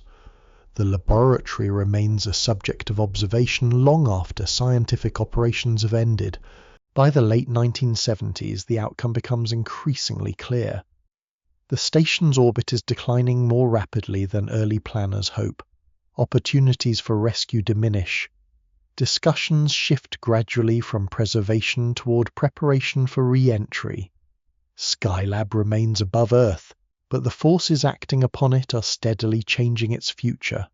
The station that begins as an ambitious laboratory survives major launch damage, hosts months of scientific work, and demonstrates the feasibility of long-duration habitation, now enters its final orbital chapter. Still circling the planet, yet no longer occupied, Skylab becomes a solitary outpost whose fate is increasingly determined by the subtle but relentless influence of Earth's upper atmosphere. As the 1970s draw toward their conclusion, Skylab continues descending gradually through orbit. Years have passed since astronauts last moved through its compartments. The station remains one of the largest objects ever placed into space, yet its future is increasingly governed by natural processes rather than human plans. Atmospheric drag continues reducing orbital altitude. Engineers monitor the situation carefully, refining predictions and evaluating possible outcomes. The final phase of Skylab's existence as an orbiting laboratory approaches steadily. The process unfolds over many months. Each orbit carries the station through regions where traces of Earth's atmosphere exert tiny but persistent forces. Individually, these interactions are insignificant. Collectively, over thousands of revolutions around the planet, they alter the station's trajectory. The decline becomes increasingly noticeable as Skylab reaches lower altitudes. Public attention grows as re-entry approaches. Newspapers, broadcasters, scientists, and government agencies discuss the station's future. Because Skylab is unusually large, many observers become interested in where surviving fragments might eventually fall. Researchers work to estimate probable re-entry paths, but uncertainty remains an unavoidable part of the calculations. Predicting atmospheric re-entry requires understanding several interacting factors. Atmospheric density varies over time. Solar activity influences conditions in the upper atmosphere. The orientation of the station can affect drag. Small differences in timing accumulate into large differences in location when an object travels around Earth at orbital speeds. Observations indicate that re-entry is inevitable. It remains uncertain exactly which components will survive passage through the atmosphere, and precisely where surviving debris may land. Engineers therefore continue updating forecasts as new tracking information becomes available. During its final months in orbit, Skylab remains an inactive laboratory. Scientific operations have long since ended. The station no longer supports crews, conducts experiments, or transmits the constant flow of operational data that once characterizes its missions. Yet the structure itself continues traveling around the globe, carrying within its framework the physical record of years spent in space. Eventually, the station reaches altitudes where atmospheric effects increase significantly. Drag accelerates the decay process. Skylab begins losing altitude more rapidly. The transition toward re-entry becomes unavoidable. When atmospheric interaction intensifies sufficiently, the station enters the early stages of re-entry. Frictional heating grows as the spacecraft encounters progressively denser air. Temperatures rise dramatically around external surfaces. Structural loads increase. Components designed for operation in orbit now face conditions very different from those encountered during their years above Earth. Large spacecraft rarely remain intact throughout re-entry. As heating and aerodynamic forces increase, structural elements begin separating. Different sections experience different stresses depending on shape, orientation, and composition. Skylab follows this general pattern. Portions of the station break apart while descending through the atmosphere. Many components are destroyed completely. Intense heating consumes substantial amounts of material. Other pieces survive partially or largely intact. The exact outcome varies from one structure to another, depending upon size composition and re-entry conditions. In July of 1979, Skylab completes its final descent.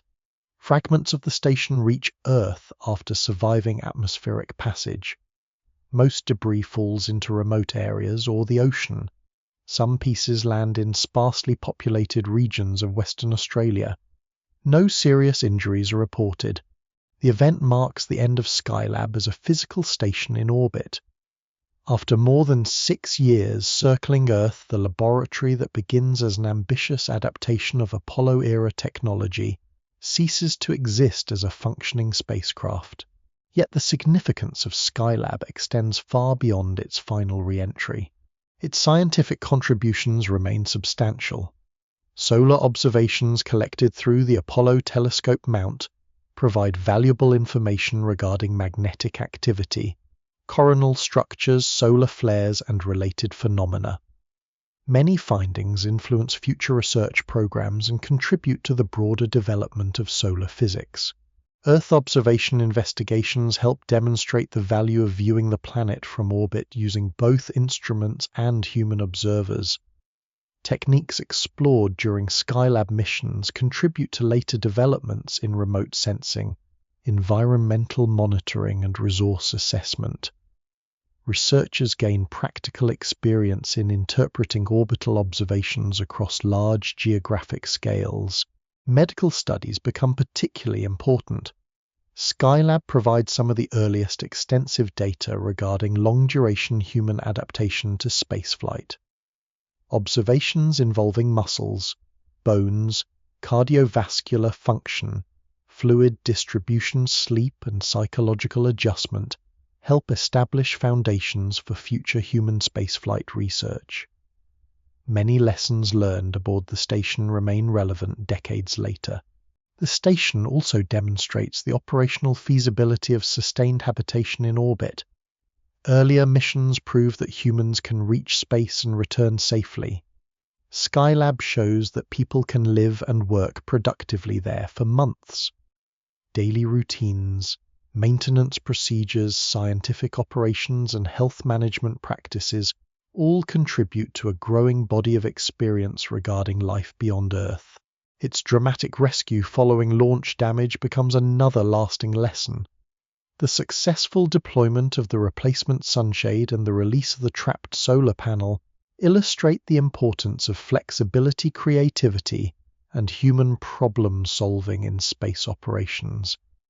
Engineers and astronauts together transform what appears to be a potentially catastrophic failure into a successful scientific program. Future stations benefit directly from Skylab's achievements and challenges. Concepts involving habitability, crew support, exercise, environmental control, logistics, and orbital operations all evolve through lessons gained during the program. Later stations, including those developed by multiple nations, build upon knowledge first tested in practical form aboard Skylab. Perhaps most importantly, the station helps redefine how space can be used. Rather than viewing orbit solely as a pathway toward distant destinations, Skylab demonstrates that orbit itself can become a place of residence, work observation, and discovery. The laboratory functions not merely as a spacecraft, but as a community of systems supporting sustained scientific activity above Earth. Its physical structure eventually disappears during re-entry, yet its influence persists through the knowledge it generates and the experience it provides. This station serves as a bridge between the era of Apollo and the long-duration orbital programs that follow.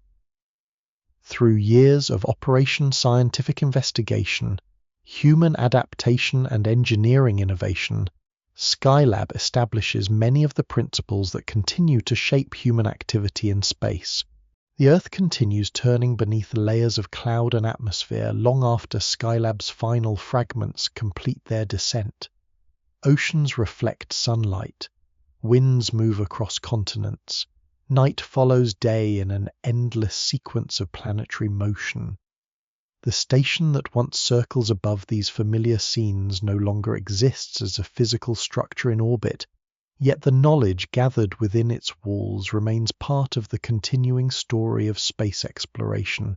For a brief period in history, Skylab occupies a unique position between eras. It emerges from the technologies developed for journeys to the moon and becomes a laboratory devoted not to distant travel, but to sustained presence in space. Within its compartments, astronauts learn how to live beyond Earth for months at a time. Scientists observe the sun with new clarity. Researchers examine the planet from above and investigate how materials, fluids, and living systems behave in weightlessness. The station survives challenges that might easily have ended the program. Damage during launch threatens its future before crews ever arrive. Through careful analysis and patient effort, engineers and astronauts restore the laboratory and transform it into a successful scientific outpost. The recovery becomes one of the most notable demonstrations of problem-solving in the history of human spaceflight. As years pass, many of Skylab's lessons quietly become part of later programs. Future stations inherit ideas regarding habitability, environmental control, crew health, exercise maintenance, and scientific operations. Long-duration missions that once seem uncertain gradually become routine. The experience gained aboard the station helps make that transition possible. The laboratory itself exists in orbit for only a limited span of time, yet during those years it reveals that space can be more than a destination reached briefly before returning home. It can become a workplace, an observatory, and a temporary home where daily life unfolds against the backdrop of Earth below and the wider universe beyond. In memory, Skylab remains suspended above the atmosphere, circling quietly through sunlight and shadow. Astronauts move gently through spacious compartments. Instruments study the sun. Cameras observe clouds drifting across oceans and continents. Scientific experiments continue hour after hour while the station follows its path around the planet. Eventually, every orbit ends. Every spacecraft returns in one form or another to history. Yet the observations, discoveries, and experiences gathered during those journeys endure. Skylab's story becomes part of a larger human effort to understand how life science and exploration may continue beyond the surface of Earth.